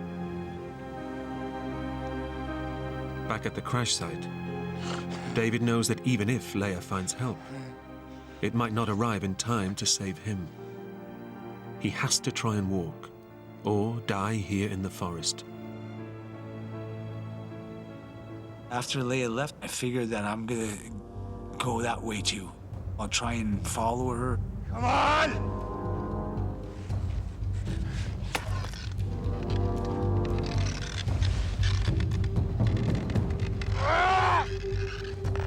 Although his knee is shattered, David summons the courage to stand up. I grabbed that post and I made it up. I just fell down and was unconscious.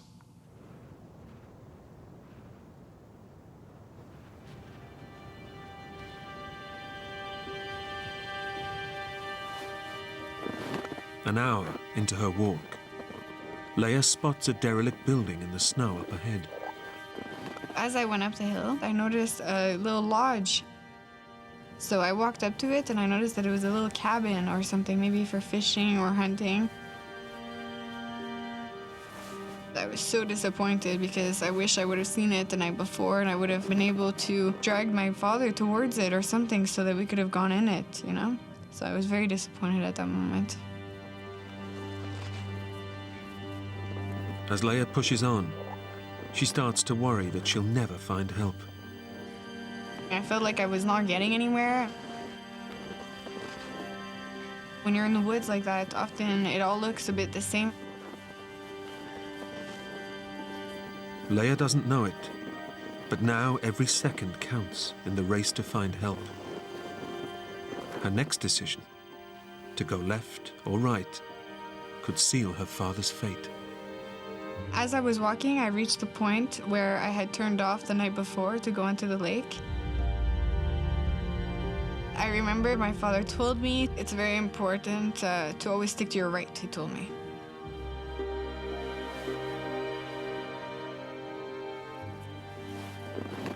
No matter which way the trail gives you an option, always go right. Leia goes right, hoping that the path will take her towards the town and the chance to save her father.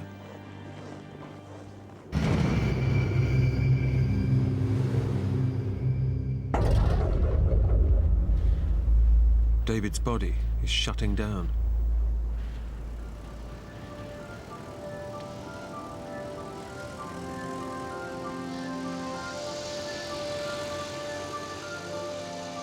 Hours later, a family on a snowmobile trip spot David's body in the snow.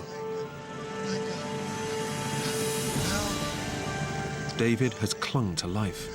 My daughter! Now his only thoughts are for Leia. My daughter! He said that Leia had been found and that she was going to be taken to Saint Jerome Hospital. It was a sigh of relief that we succeeded. We made it. You know, we're not going to die here. It's not our time. Honey.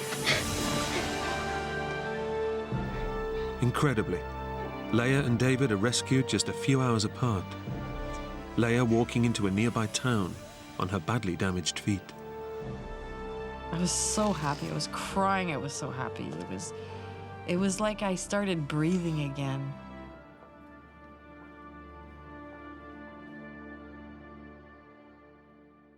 Leia and David survived their ordeal, but sustained lifelong injuries. David underwent reconstructive surgery on his shattered knee. But Leia's injuries were more severe.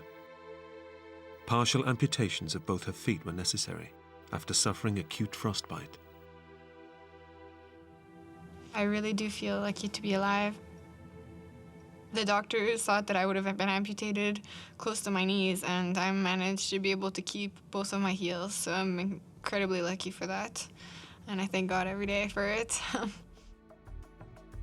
For her incredible actions in saving her father's life, Leia was given the Star of Courage, one of Canada's highest awards for bravery. Just 11 years old and being told to go for help and not hesitating for one moment. She's the bravest person I know. I would have never got out of there without Leia. Never, ever. It was Leia that saved my life. She's my hero, you know? She's everything to me, that girl.